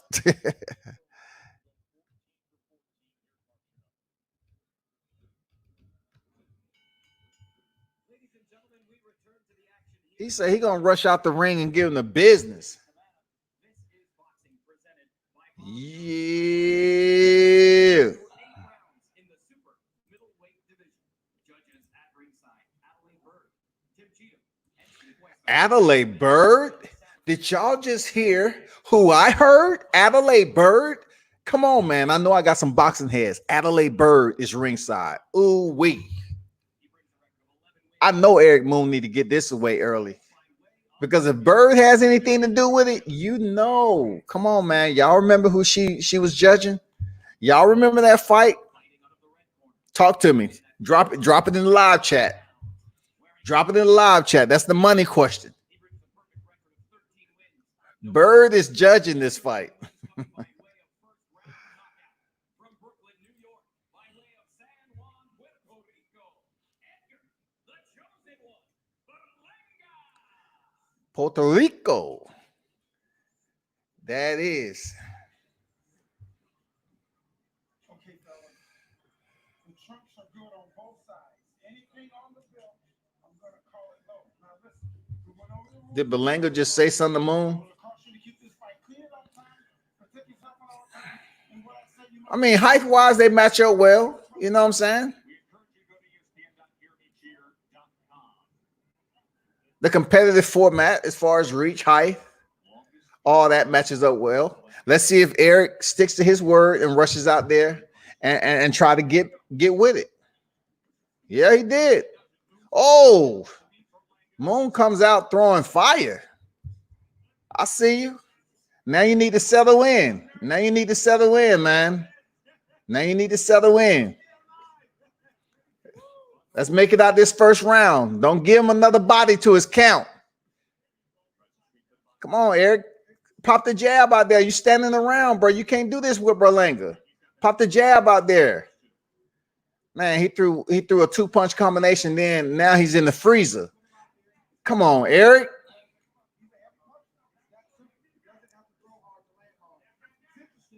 He may just be trying to, I don't know, run some seconds off the clock a little bit, kind of fill out Berlanga power a little bit, see what he's working with.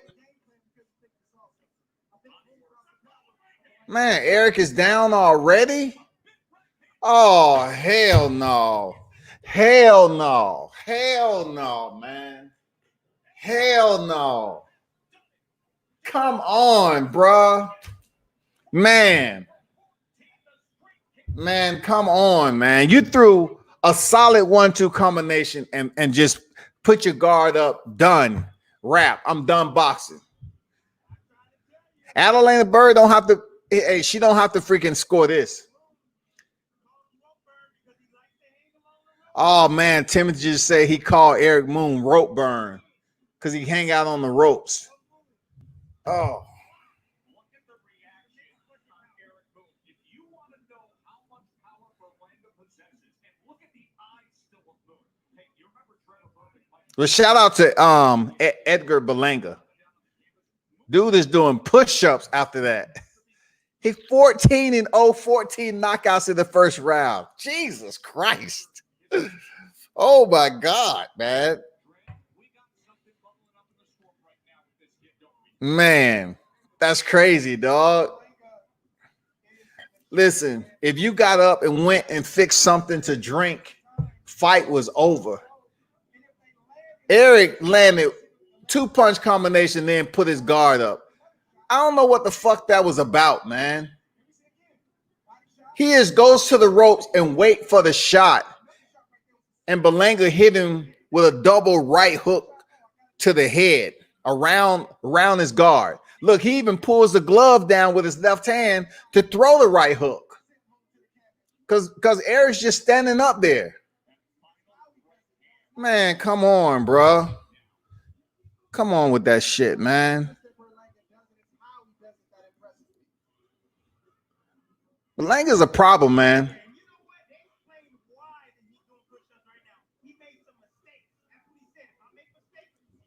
14 victories, 0 defeats, and 14 knockouts. All first round. You know what I'm saying? You got to salute that man for being a killer. You got to salute him for being a killer, man. I bet Oscar Valdez was out there like, shit, I'm already warmed up. I already knew what was going to happen. Yeah, they're going to replay the entire fight. Eric Moon comes out. Boom. Throws a hard combination.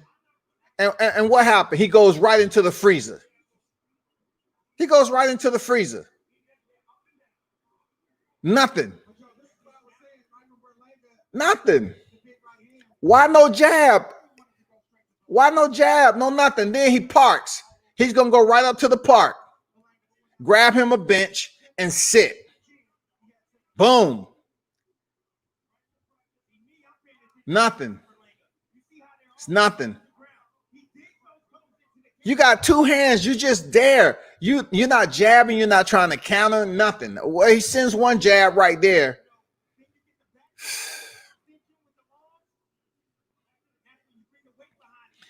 And watch how Berlanga pulls down the left glove of Eric on the first right hook he threw, and then the second one he came immediately after. 14 for 14. Here's ring announcer Mark Chanel. Ladies and gentlemen, here inside MGM Grand, this bout concludes. He should have said, here inside the first round once again, we have Edgar Berlanga knocking out his opponent in a cool minute and 2 seconds of the first round. Give it up for Edgar Berlanga. 14 victories, 0 defeats, hosting 14 knockouts. You know, Berlanga has faced stiffer competition, especially in the gym. Primary sparring partner, Sergey Derevyanchenko. A couple weeks ago, Berlanga, he calmly said, "Hey, what do you think, really?" He says, What the? best weight at 168 pounds, and within a couple of years, he will be number 1 in this division. No problem.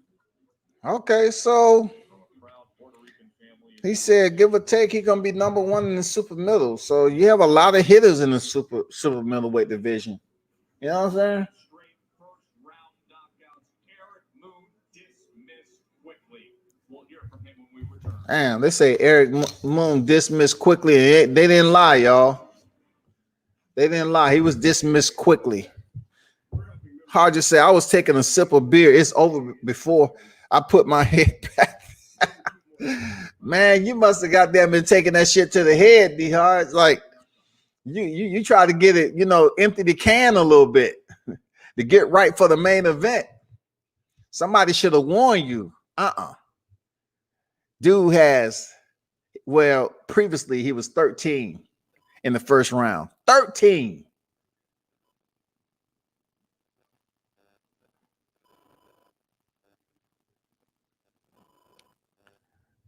Damn.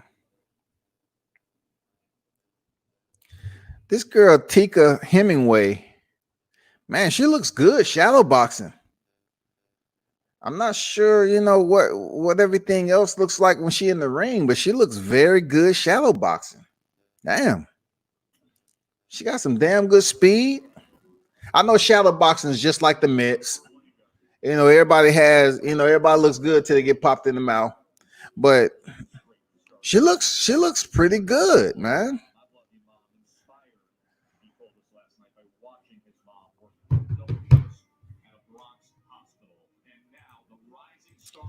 I need to look her up. She looks impressive. This was barely over a minute in the ring. Walk us through how you're able to break him down. There was another step-up fight for me. You know what I'm saying? And I was very well prepared for him, man, because we was in the amateurs together.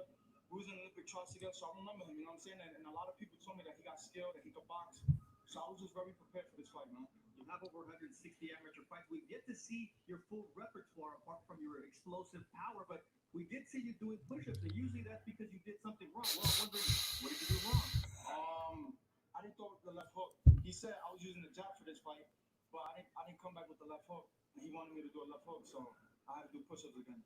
You're already 14 for 14. Everybody wants to put you on the fast track to a world title. How do you get to a world title and win it? Right now, man, I'm not even looking for, I'm looking forward to a title, but I still want to grow. You know what I'm saying? I still want to get rounds in. I still want to build myself. You know what I'm saying? I'm still a young lion in the sport. There's a lot of killers at 168 that I have to get very prepared for. All right, thank you very much. We appreciate your time. I know you wanted to send one shout. And I also want to give a shout out to my whole team. The Havoc team. I want to thank Keith Condi. I want to thank my best people, Pablo, Fish, Scooter. Thank you guys, man, for helping me for this camp. I love you guys. And shout out to my mom back home. I love you, Mom. Mom always needs to get a shout out, Joe. Always.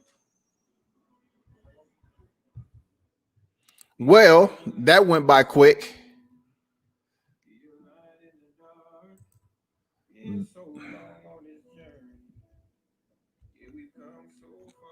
Tyson Fury, stay on the screen.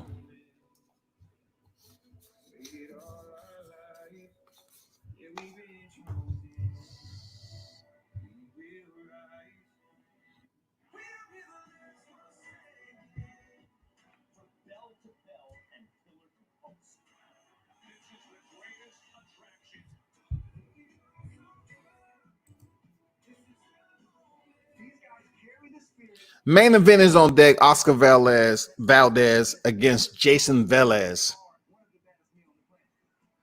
Velez is 29-6, y'all. I believe 21 knockouts, and Oscar Valdez 27-0, 21 knockouts. Of course, Valdez is stepping up, you know, to make a statement, to get another victory at this weight class at 130. And of course, he's trying to get that championship fight. Of course. Of course. Of course, I'm going for Oscar Valdez. You know, having interviewed him in Texas, good dude, man. He got the knockout that night. He can fight. He's tough, man. Well, we were all in awe the night Oscar Valdez went 7 rounds with a broken jaw. That was against Stock Quick. And that's the interview I had after he returned after the broken jaw. You know, dude is tough, man. He didn't make any complaints, no excuses about having a broken jaw. It is what it is. He's back from that, and he still went to war that day. I like Oscar Valdez, man. He can fight.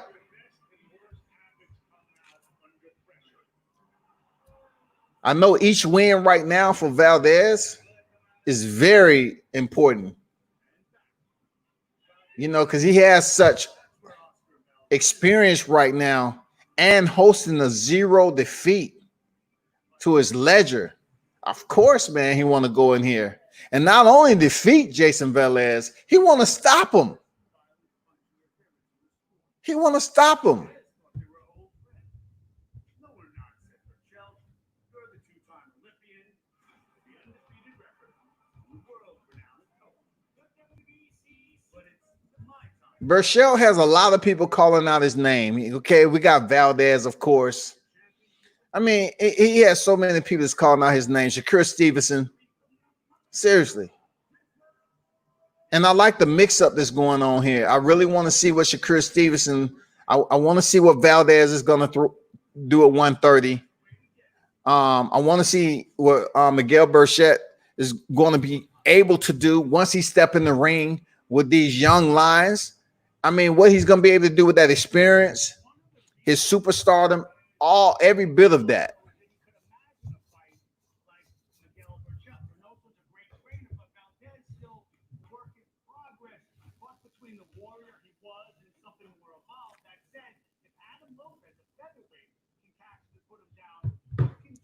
See, I know they was going to talk about Adam Lopez, a featherweight, dropping Valdez in the second round, but look, Valdez ended up stopping him in the 7th. And the only other person that beat Adam Lopez was Stephen Fuller, I believe. Stephen Fuller, he's still undefeated right now. He's set to return, I believe, back in August next month against Angelo Leo. Pretty boy Steph, Cool Boy Steph. That's his name. His alias, Cool Boy Steph. Jayson Velez looked different with the haircut.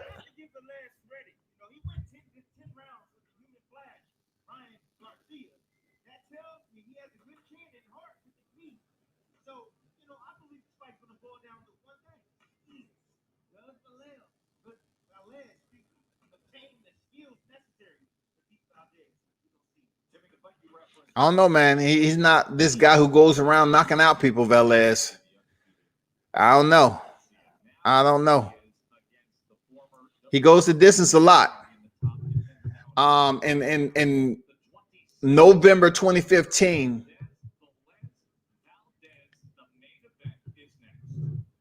in November 2015, he faced his first defeat. And then he went on a 3-fight losing streak after that. He fought in March of 2016, July 2016, and I believe December 2016. From November 2015 to December 2016, he lost all 4 of those fights via UD, 10 round, which is unfreaking believable. And then he went on, like, I believe, a 3-fight win streak before he stepped in there with Ryan Garcia. And he lost a 10-round decision to Ryan Garcia.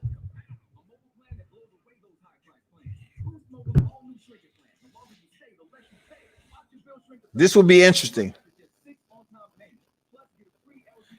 I'm wondering, is he going to be able to place Valdez in any type of adversity with his experience?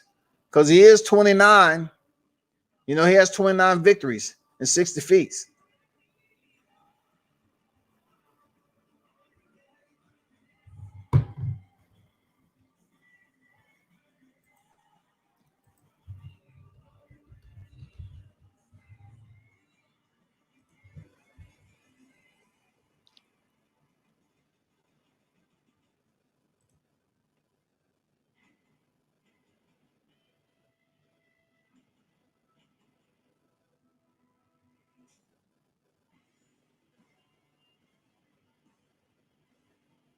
I just knew for a fact that Velez had better skill than Ryan Garcia at that fight. And I still to this day think he can defeat Ryan Garcia. You know what I'm saying? I just didn't see why he fought the way he did on that night. I don't know if he was fully there. I just don't understand. I mean, dude had solid experience to go in there and defeat Ryan Garcia, in my opinion. Real. I can't say anything past that. He did, you know? 21 knockouts for both of these guys. 21 knockouts across the slate. He says, I am going to ruin his plan to fight Miguel Berchelt.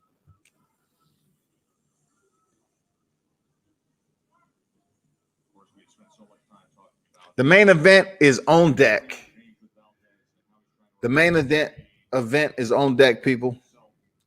Junior lightweight, which is 130 pounds. It will be a 10-round boxing extravaganza. Main event in the bubble via Las Vegas, promoted by Top Rank. Valdez 29, Velez 32, 5'6" for Valdez, 5'8" for Velez. Junior lightweight, and the reach goes to Velez 68.5 to Valdez 66. I like that black and gold he rocking. I like that black and gold he rocking. you get that energy that surrounds him, the family, the loyal friends. For years, we've seen him playing by his father, but the limitations in the COVID-free bubble, that doesn't allow for that. Says it's a little lonely being in the MGM Grand with these restrictions. Says you can't go anywhere, doesn't have his full team with him. But he says once I'm in that ring, I don't think it'll be any difference in how he fights. Yeah, he'd be the first one to stop him. If Valdez is able to go in here and give it to Velez, hey, after what happened to Eric Moon, I don't know. I hope none of that knockout juju is still lingering over there in the corner. He might have knocked that KJ, that KOJJ, that knockout juju. This bout is scheduled for 10 rounds in the junior lightweight division. Our judges at ringside, Dave Moretti, Patricia Morse-Jarman, and Steve Weisfeld. The man in charge, Mr. Tony Weeks. This is boxing.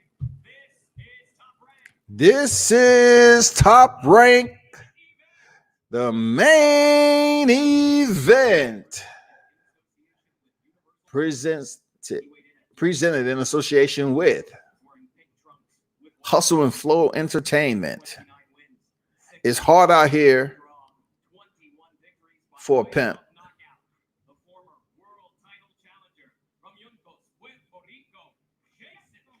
He got Pepe's Tacos, man. Sure, I'll take a Pepe's Tacos right now. Sí, señor. ¿Cuánto cuesta? He weighed in at 129.9 pounds, wearing black trunks with gold trim. He brings a perfect record of 27 Tres and no losses. chicken taco Way of knockout. and cuatro beef Featherweight world champion from and uno taco salad.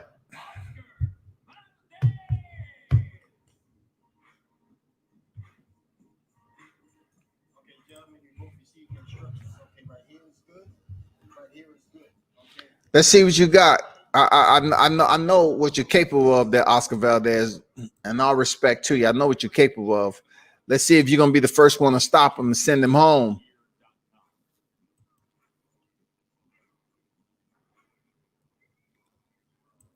Oscar Valdez's last fight was November 30th, 2019.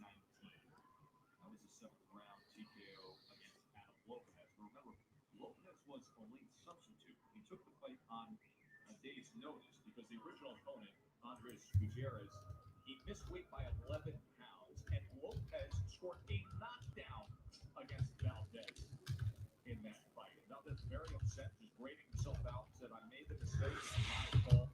He wants to look sharp tonight.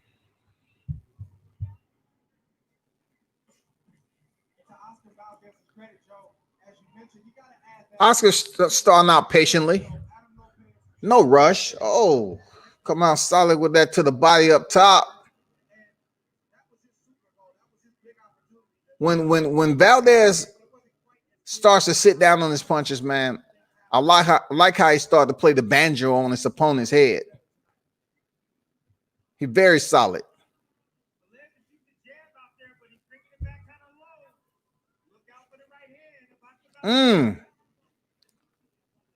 Oscar sometimes just throw that with conviction, boy, when he come with that right hand.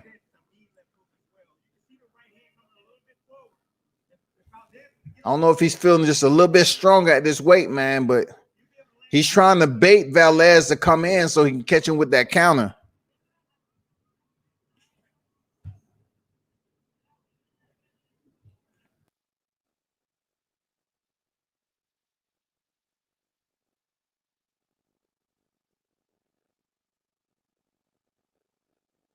The right hand to the body from Jayson Velez. Joe, this is why Tim Bradley couldn't train me, and I don't even know if I want to call him a fight because he doesn't let a fighter warm up. I mean, it's been a minute. Man, Valdez throwing some heat. He throwing some heat.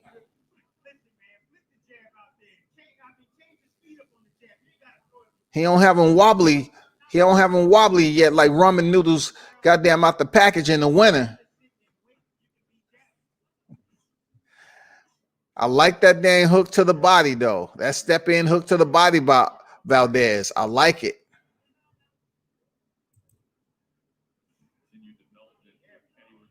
Velez really haven't picked up the pace just yet. You know what I'm saying?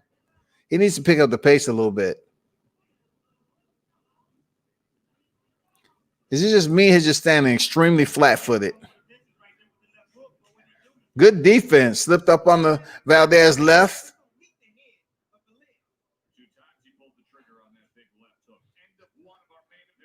Slingshot jab by Valdez. You know, he's getting out the gate. He's getting out the gate real nice.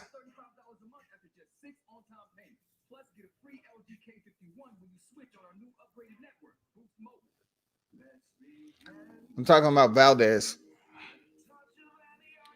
Velez is in the pink. Valdez is in the black and gold.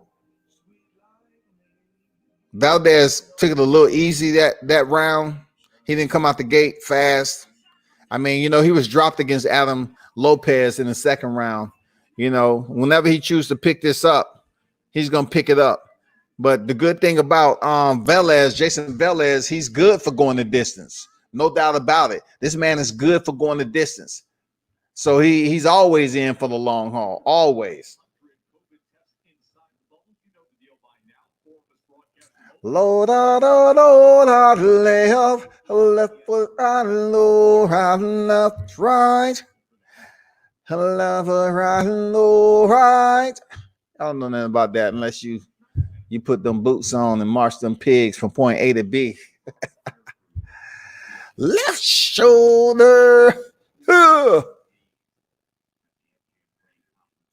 feel I just have reflections sometime. Okay. Velez, I like the distance of Velez. He's not really committing to making this an all-out firefight. He's fighting smart because I think he respects the power of Valdez. But ain't no mistake about it. Valdez is gonna he's trying to get Velez out of here. Fuck anything you heard. He's probably looking like, you know what? He went the distance with Ryan Garcia, but no.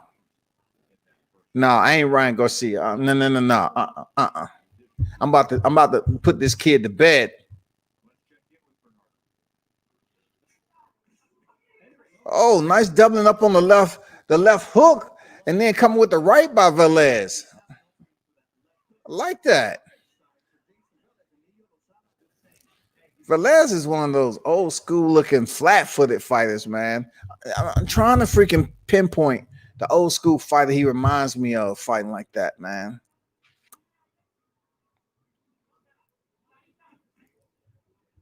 It ain't Pep either. Nice two-punch combination, step in by Valdez. I like what Velez is doing, man.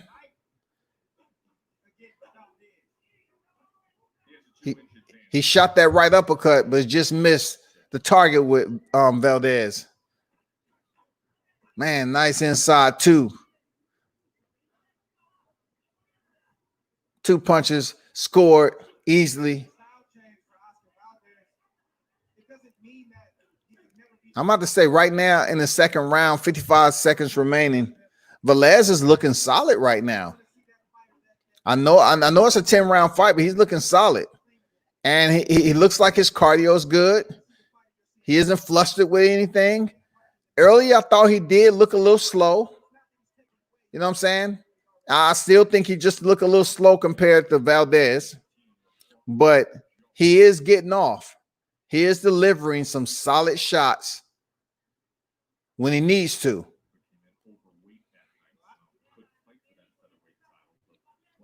With Oscar Valdez, he shows you what's going to happen.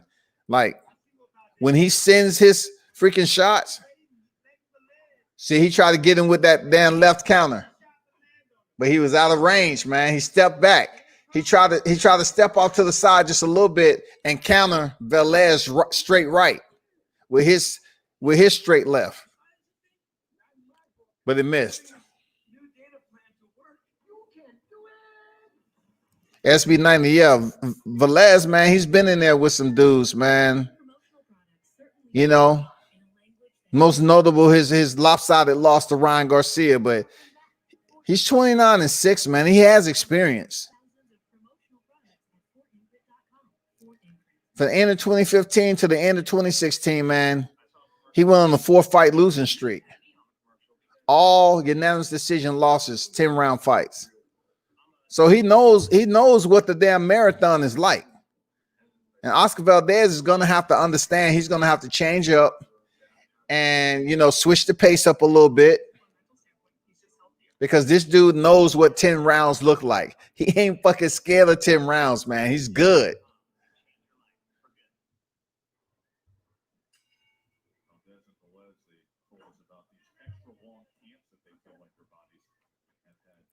Velez active out the gate, tripling up on the jab.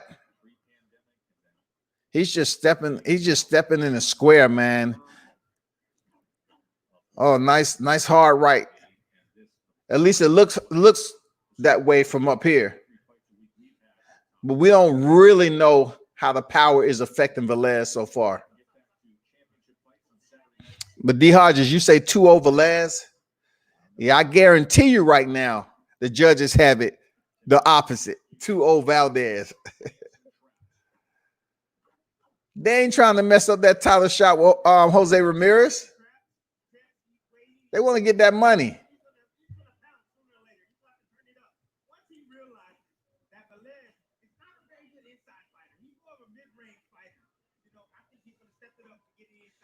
And look at the way Velez is fighting right now, man. And you say to yourself, how did Ryan Garcia outbox this dude? Oscar Valdez stepped in with that overhand right, man. He's trying to close the show, put him in the casket, and goddamn perform the eulogy, yo. He ain't trying to hang around for the burial. Oh, nice. Another right hand by Oscar Valdez. He's getting very physical in there.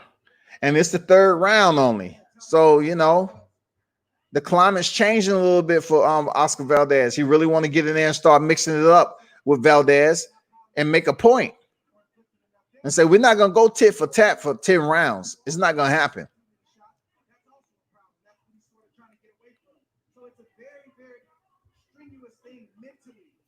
Nice slip under that left hand by Valdez.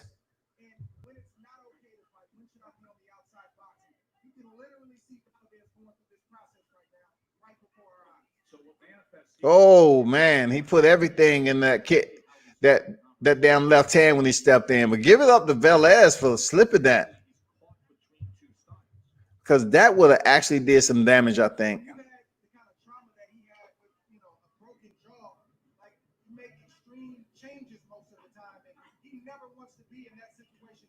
Valdez seemed like every shot that he throws is with bad intentions. You know, he swings with malicious intent.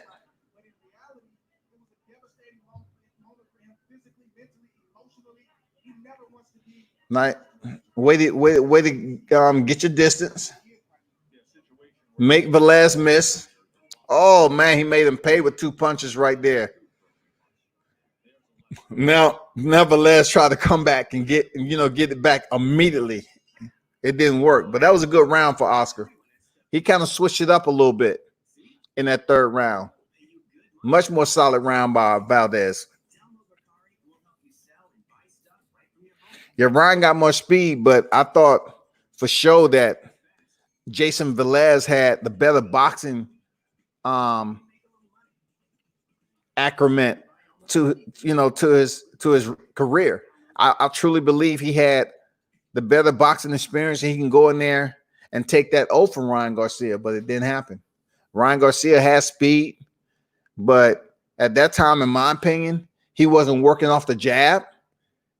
He was just in there throwing nice counter shots and everything like that. I just thought Jayson Velez had the boxing experience to go in there and get it done against the Garcia. That's all. Garcia proved otherwise. So I ain't mad at neither one of them. I'm just like, hey, give it up to Garcia for getting the victory.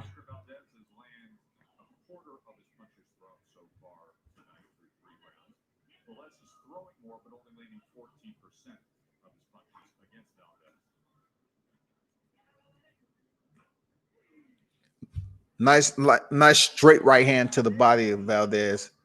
Oh, nice left hand sent down there. There you go. Valdez getting a little physical early to start this fourth round.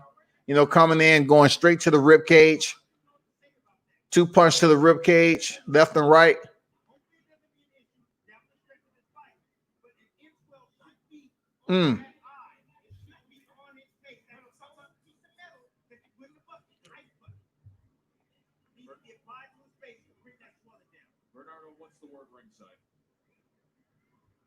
Well, Eddie also is not only his trainer, but also his cut man, so he does need to get that flow going.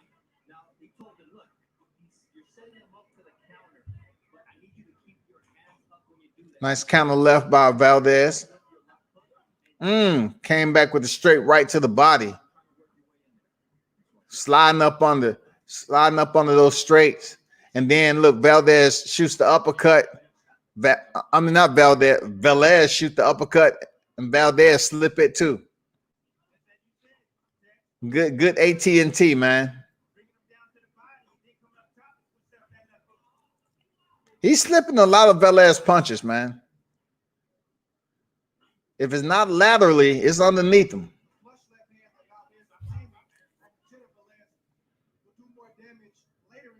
Minute 15 remaining in the fourth round of a 10-round fight.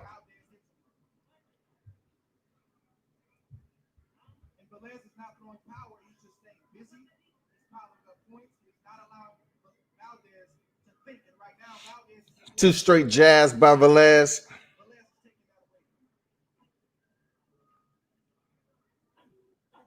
It's too far out.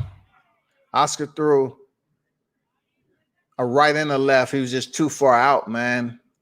And then the same thing. Velez just tried to jump in with a left hook. They outside the bubble, man. You need to get inside the bubble, y'all. Y'all practicing social distancing at the wrong motherfucking time. Oh, nice solid shot up top by Valdez. Popped the head back of Velez. Very valid point, Tim, with the exception of saying that anybody can be like Lomachenko. You're social distancing in the ring, man. Oh, way to look at that. Every time Velez want to put his guard up, Valdez step in and try to land that right hand when he was over there posing. Good bout so far. Much better than the co-main event. I'm not gonna lie. I think we headed to the 5th round on deck. Those of you that's tuned in, the wrenches. Perez on deck, SB90. And you can make a little money.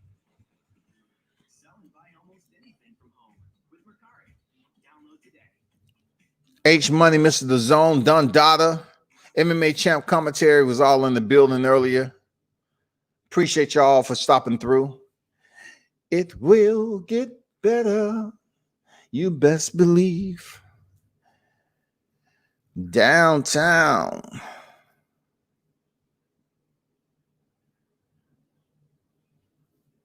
What round we in? I'm about to go back.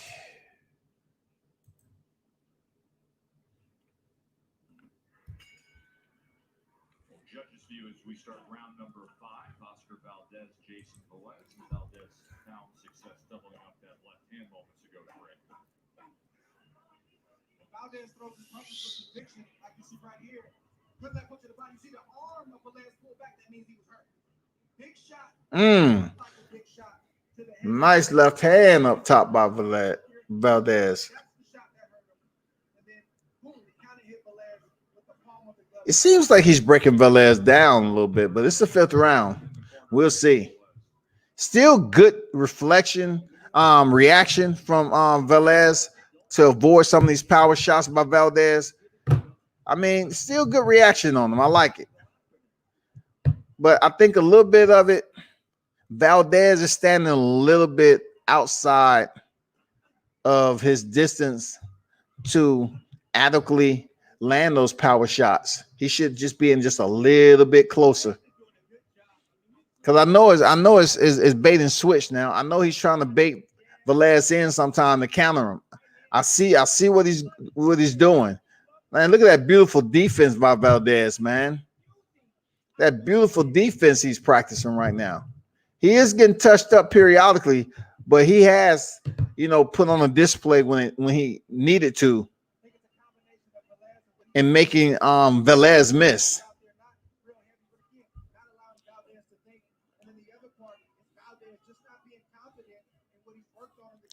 That's the way Valdez parked in the corner just a little bit, then pivoted out and tried to check him with the left hook. Look at that defense, man. He's dancing in there, boys. Copperfield, man. Call David Blaine because he keeps disappearing every time Velez thinks he has him stationary to land a shot. Valdez being David Blaine in there. Gone. I'm curious to see what's going on with him with Valdez keep parking up in the corner.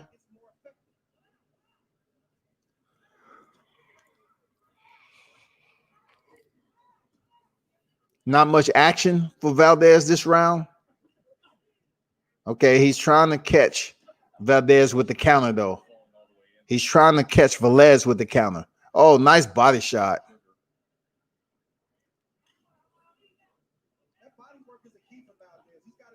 Man, his body work is surgical.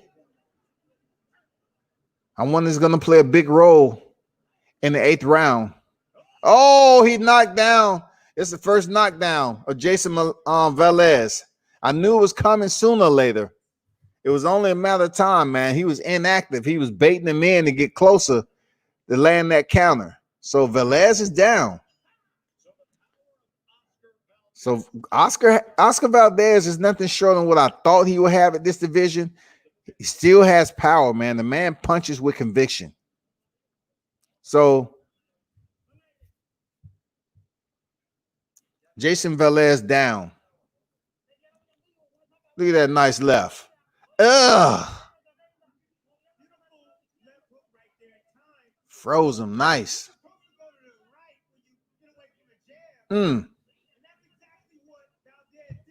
He put him in the car wash, God damn it. Damn. For sure.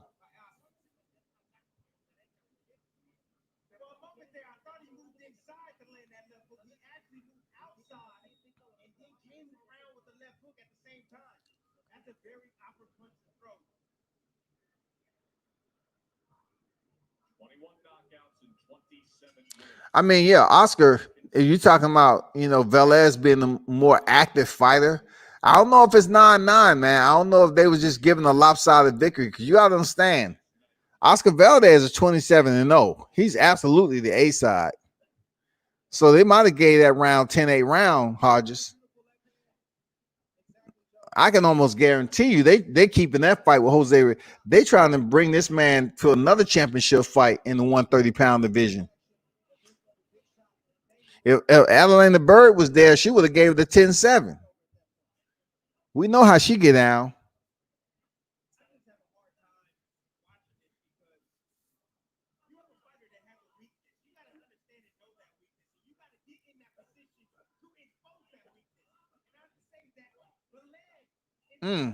That's something about mano and money exchanging, man. Close quarters exchanging. I like it. Right uppercut by Velez. Left uppercut. Velez comes back with the left hook. The action is picked up tremendously. Distance is close. They are in close quarters right now in the phone booth. Going punch for punch. Oscar will go, look, Valdez will go punch for punch periodically. He won't stay in there long until he takes a step back. Short, crisp left hook up top. Oh, he hit him again. Very sneaky. Every time Oscar Valdez throws that left hook, Velez don't see it. So if he gets knocked out, it's going to be just how he landed on the canvas the first time. He never saw it coming. He never saw it coming.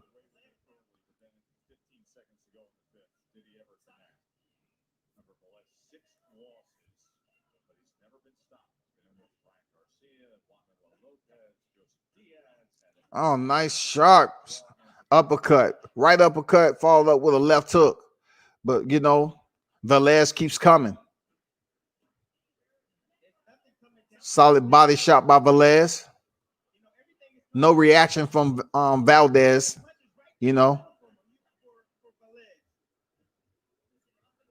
Oh, hard left hook.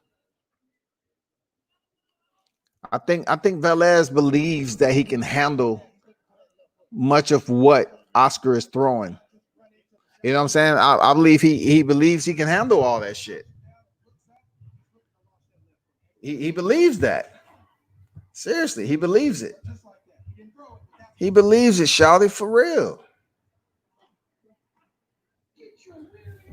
Man, another round down.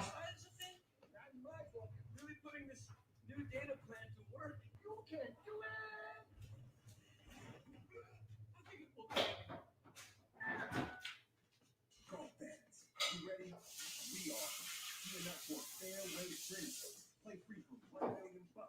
Because the PGA Tour is on. Put down the money, pick up your phone. Get the DraftKings app and get your shot at $1 million. Golf fans, it's time.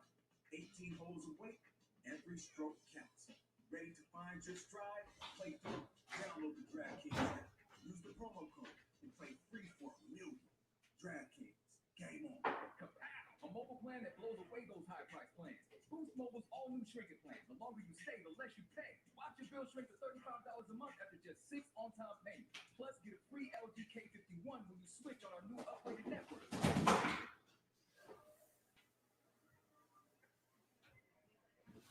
Round 7 for 10 round. Main event. Oscar Valdez lands big left hook at the end of round number 5 as Jayson Velez hurt leg. Right now, Valdez has a 74-2 connection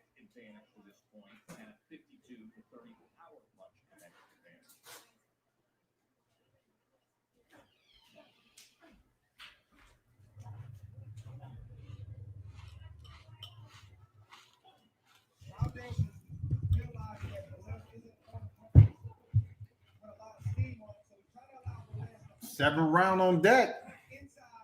Looking like a pretty good fight so far. I do have Valdez lead, though.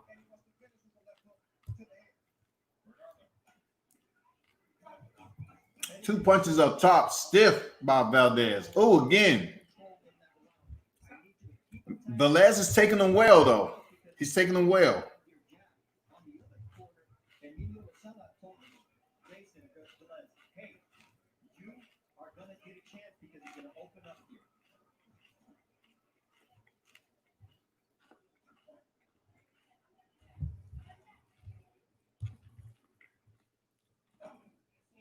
You're Jayson Velez. You don't wait for the perfect shot against Valdez. You got to keep letting his hands go. He's putting pressure, even though it's awkward pressure on Valdez. He told us he trained for 12 to 13 weeks. He had over 120 sparring rounds, so conditioning should not be an issue. That's Velez's best opportunity to win this fight. Good action. You know, Velez has picked up the pace. Right now, Valdez is tough. He got another thing coming when it comes to Berchel. Because if he looks like this against Berchel, I don't think it goes the distance. We will have plenty of time to talk about that as things stay the course here.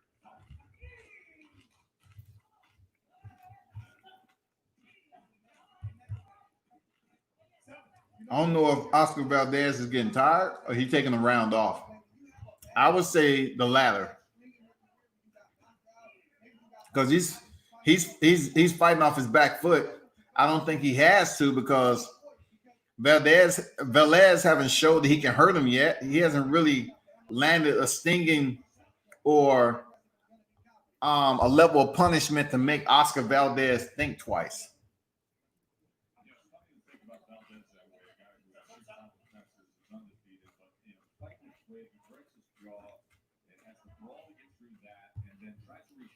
And then Lopez on short notice who puts him down, comes back, wins that fight by TKO. Kind of a quick stoppage. But such is the case of where Oscar Valdez is as he tries to get after it here at the end of the second. Valdez thought he hurt him there, but he wasn't able to land it up, follow it up.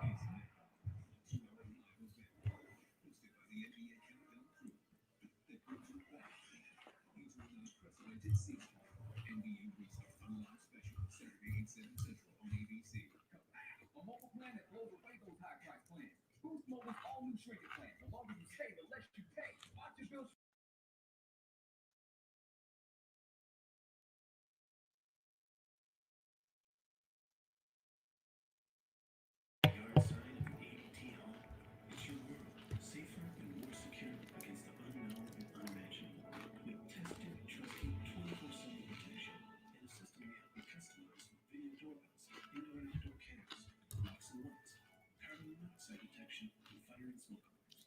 Now, get our lowest rate for fast response monitoring starting at just $28.99 $5 a day with ADT. Call 1-800-ADT-ASAP.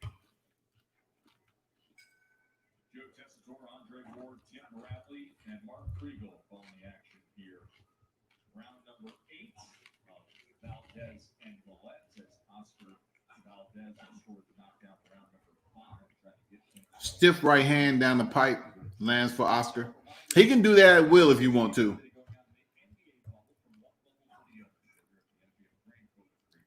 See, he tried to bait Velez in the corner just enough of Velez to try to get off on him so he can land one of his, his power shots off the ropes to try to catch him coming in. But it didn't work the way he planned it, of course.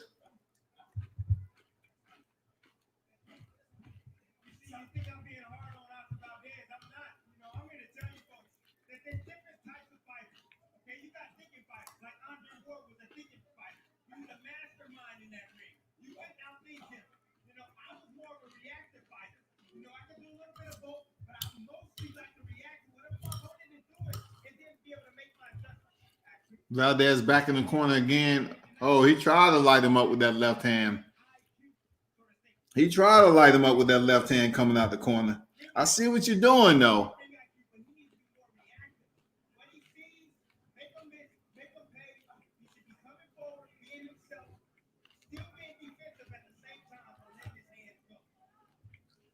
Give it up for Valdez for the pressure.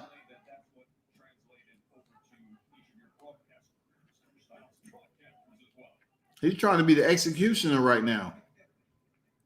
I agree with everything you said about Valdez, Timmy, but I must say this about myself. I was a little mean in there too. No doubt about that. You were the beast in the inside. There's no doubt about it, right? Had a little mean streak in it. Still have all that competitive fire.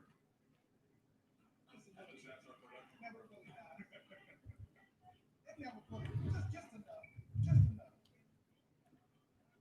Pretty decent exchange, man.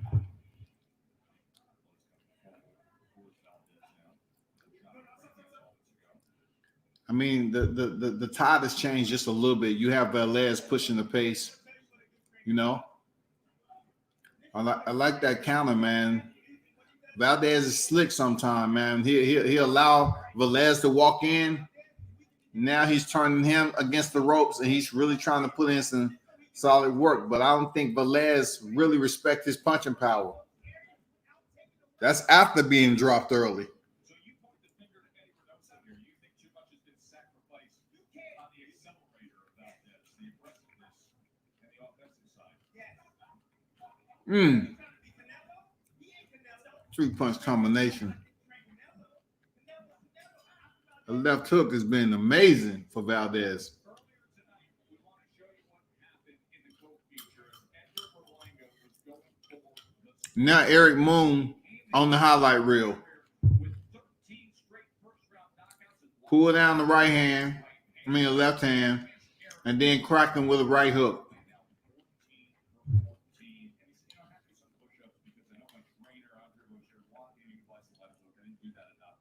And everybody was watching this tonight. Damian Lillard saying 168 better watch out for this dude, bro.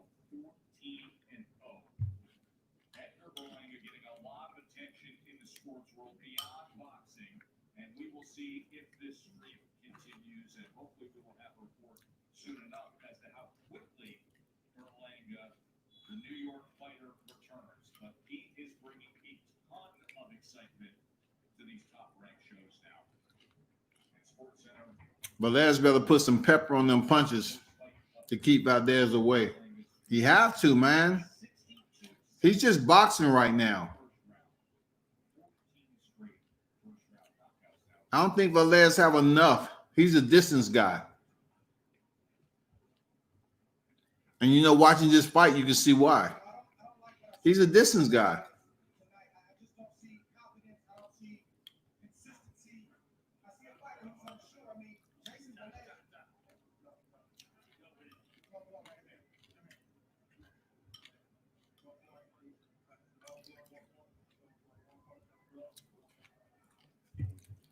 They taking 1 point with no low blows tonight. With no warning, rather. They're taking low blows with no warning.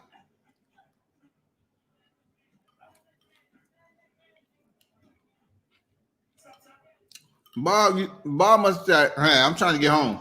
Oscar's not showing me what I thought I would see tonight from him. Velez is a good fighter. He's been there with some top guys. He came up short against those guys. But this isn't the guy that's supposed to make Valdez look like this. This is the fight where Velez tested Valdez when he's supposed to.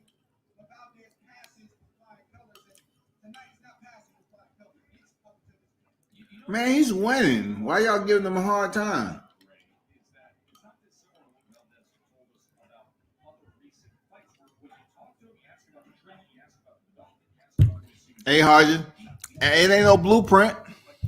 Burchett, he has his own freaking goddamn guide sheet. The way Oscar looked tonight, man, he gonna have some problems with Miguel. Not the gym. Right. This is not the gym. These are not paid sparring partners. This is the fighter He gonna have some issues, shawty. that, he wants his opportunity. Adam Lopez, he wants his opportunity. And fighters, when they see another No ifs, ands. they come alive. They fight above what they used to fight in the past. I don't know why it's like that with fighters. When they think a guy is invincible, you'll see him a little hesitant. Even some of the toughest guys in the sport. But when they see you get knocked down, when they see something that you take a lot of punishment, you toss them both, they come alive. You see Jayson Velez fighting over his head tonight against a former champion. Oscar is still trying to make something happen. He's still boxing. But Jayson Velez is still there. He caught him with the hook. There it go. All he needs is continues to hurt him. There it go. He's hurting him with that. You think I'm not? Watch. If he continues to catch Velez with those hooks, Velez will be on the canvas sunbathing. Watch what I tell you, man. Don't shoulder bump him to get space, man. Just cut him on the inside. Every time you bump him off, man, you're too far out of range. He really is. Much of this ninth round has been that way. One round to go from Vegas. That was a good round. That was a damn good round. It's just a word from Netflix, and we have extended Xbox like false alarms. Everything's fine. Get automatic protection from network threats with X5 Advanced Security. Yeah, man. Miguel is a killer, man. So yeah, Oscar's definitely, that's what they have teams for. Trainers go back. Of course, Miguel is going to be a different fighter than Velez. That's the beautiful part about the sweet science, because Jayson Velez fights much different than Miguel Burchett. But Miguel Burchett is a dog. You know what I'm saying? He's going to be a different beast in there if they meet. It's going to be quite different. So it's up to him, Oscar, to go back, get better, and come back and perform much different. Now you got to look at it this way too, Hodges.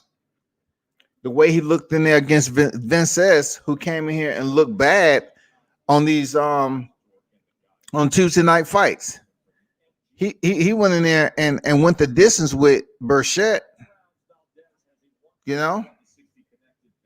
But he came in here and looked terrible against a lower quality opponent, and people was like, "Oh, he only fights to his opponent's caliber." Man, come on now. It's a final round, y'all. 2 minutes and 20 seconds remaining.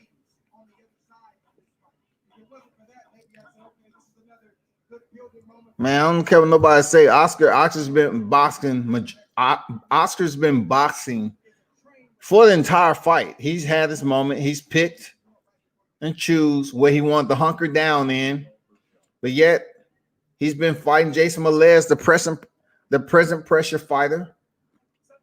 He's been landing his shots that, in my opinion, are favorable on the scorecard.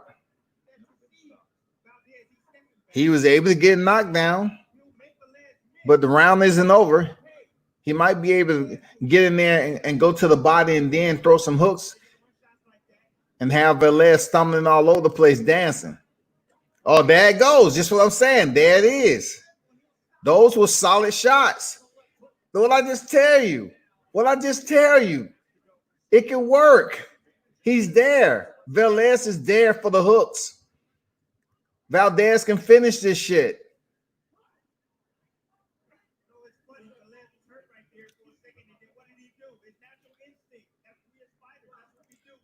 Go back up top with the hooks there, Oscar. He's setting it up. That's why he leaning to his right. There it is. He landed. There it is. I told you, y'all. I told you. I say there it is, man. Believe World Combat Sports, man. When I be sitting up here looking at these fights, man, I told you the shit was coming. Oh, he gotta stop him. He gotta be the person to stop him. Oh, Oscar Valdez stopped him. I think he was just dogging him. He's not gonna look that good against Burchett. He stopped the man for the first time.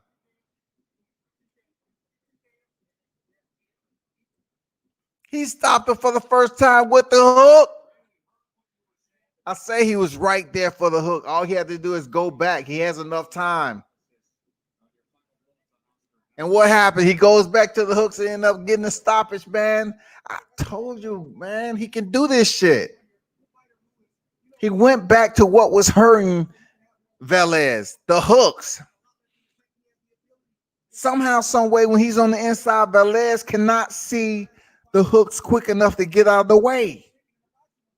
But you remember when I said for Valdez not to bump him. You know what I'm saying? Don't bump him off. Just throw the hook on the inside. Don't bump him off and try to hit him with the hook.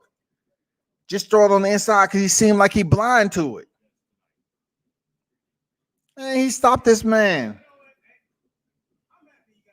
Timothy, they have to retract a little bit. He go in there against Miguel Burchett. Well, you know, it's just not going to be good for him. You know, he might have some problems. And, you know what I'm saying? I mean, he wanted to step up to this type of level of competition. It may not be for him. And then he goes in there and stop Jayson Velez, who hasn't been stopped. 2 knockdowns in the fight. Third one was a TKO stoppage. Didn't I tell y'all? Man, come on, didn't I say it? I called it. Don't bump them off. Just throw the hook on the inside. That will create your space. Boom. Look at that. Boom. Don't bump them. Don't bump them. Just stay on the inside. Look at that. Don't bump him. Keep him on the inside because that's what he was doing, coming forward. Keep him within range. Keep him in the kill zone. This dude was in the kill zone. Yeah. Shout out to Oscar Valdez, 28-0, shouty. 22 knockouts, shouty. Come on, shouty. Oscar Valdez is 28-0, shouty. Y'all need to stop playing, shouty.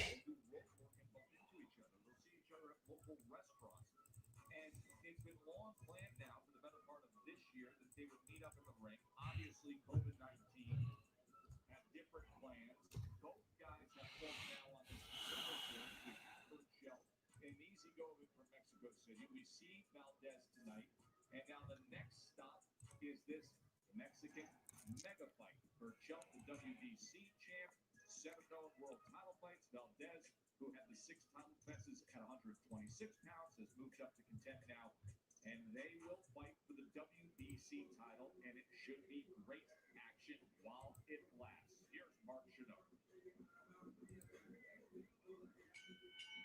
Ladies and gentlemen, here inside MGM Grand, referee Tony Weeks calls a stop to this bout at 2 minutes, 23 seconds of round number 10, declaring your winner by technical knockout, Oscar Valdez.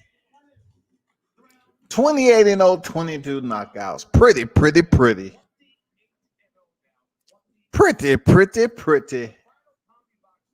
Congrats there, Valdez. You earned that shit.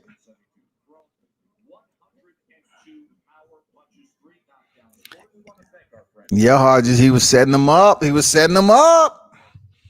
ended up getting the closure.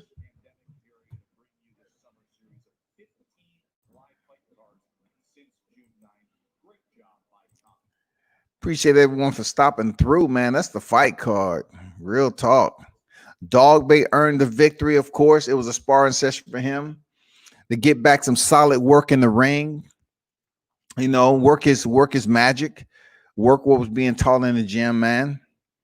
You know, just start, delegating his technical curriculum, back on the stage. Once again, for taking 2 tough losses to Emmanuel Navarrete. So shout out to Isaac Dogboe. And then Elvis Rodriguez, man, improving his record to 8 victories, 0 defeats, and 8 knockouts. He is exciting to watch at junior welterweight. He's in the right division, in my opinion. And it won't be long up the road that he's in the 147-pound division. But right now, he's displaying he can box and he has knockout power, as he demonstrated via Okoth, knocking them out, having them days, and it was a solid boxing setup. It seemed like they was going to exchange, and time that Okoth got comfortable, Rodriguez shut him down. So salute to Rodriguez for that win. And Kim Clavell, she won easily the light flyweight bout, 8 rounds.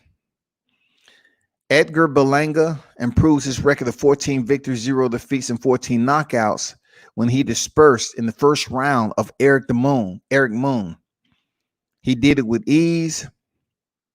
He probably was touched 3 times with a jab by Moon, but when it came down to placing them up against the ropes, Moon with the high guard was susceptible to any type of incoming that Berlanga was throwing at him. And when Berlanga took his left hand and pulled down the left glove of Eric Moon and shot that right hook, and then shot it again, he ended up landing a double left hook, sent Eric Moon to the canvas for the count, and it was a short stoppage. I mean, it was an early closer. You know what I'm saying? He hurt him pretty bad. And then we just finished watching the main event. Oscar Valdez, Jayson Velez, man. They was winding up pretty good throughout the fight. A little bit of shift change in the latter rounds, in my opinion. Just because a fighter is fighting off the back foot doesn't mean they're in retreat. They could be setting their fighter up to get in rhythm so they can catch them with some counters. And I kind of seen like maybe Oscar Valdez was trying to do that for a moment. But then as you've seen, I believe it was in the 8th or 9th round, he caught him with some very solid straight left and some hooks that he never saw coming. And, he was able to catch him. So when they was in close, I was saying to myself, Valdez, don't bump him. Just keep him close to you and then shoot, because Valdez has some pretty stinging, punishing hooks on the inside without even bumping his opponent off to create space and then hit him. And when he started landing them, when he started clocking in, man, Valdez showed the first signs that he wasn't liking those hooks. And then in the 10th round, man, he showed him. He said, okay, cool. I'm going to go for it all. I'm going to go back to the hooks. I think I can hurt him now. He's fatigued. He's coming forward. And this would be the perfect time to land it on him. And Valdez was able to get the stoppage, man, in the 10th round. So salute to Valdez, and all the best going up there to fight the WBC champ, man. All the best in that. That's going to be a very tough fight. I'm not predicting Oscar's going to lose his O, but I am predicting it's going to be a tough fight.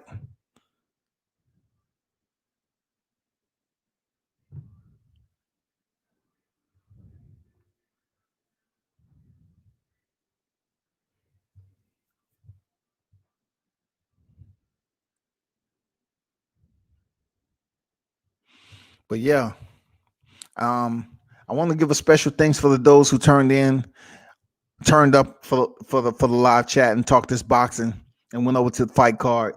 You know what I'm saying? I truly appreciate it.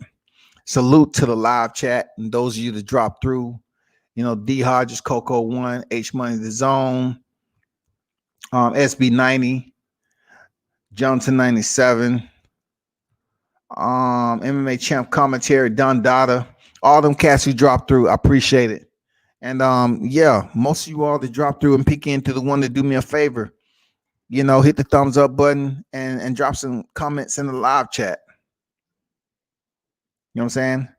Drop some comments in the live chat. Until then, y'all turn up and tune in to World Combat Sports.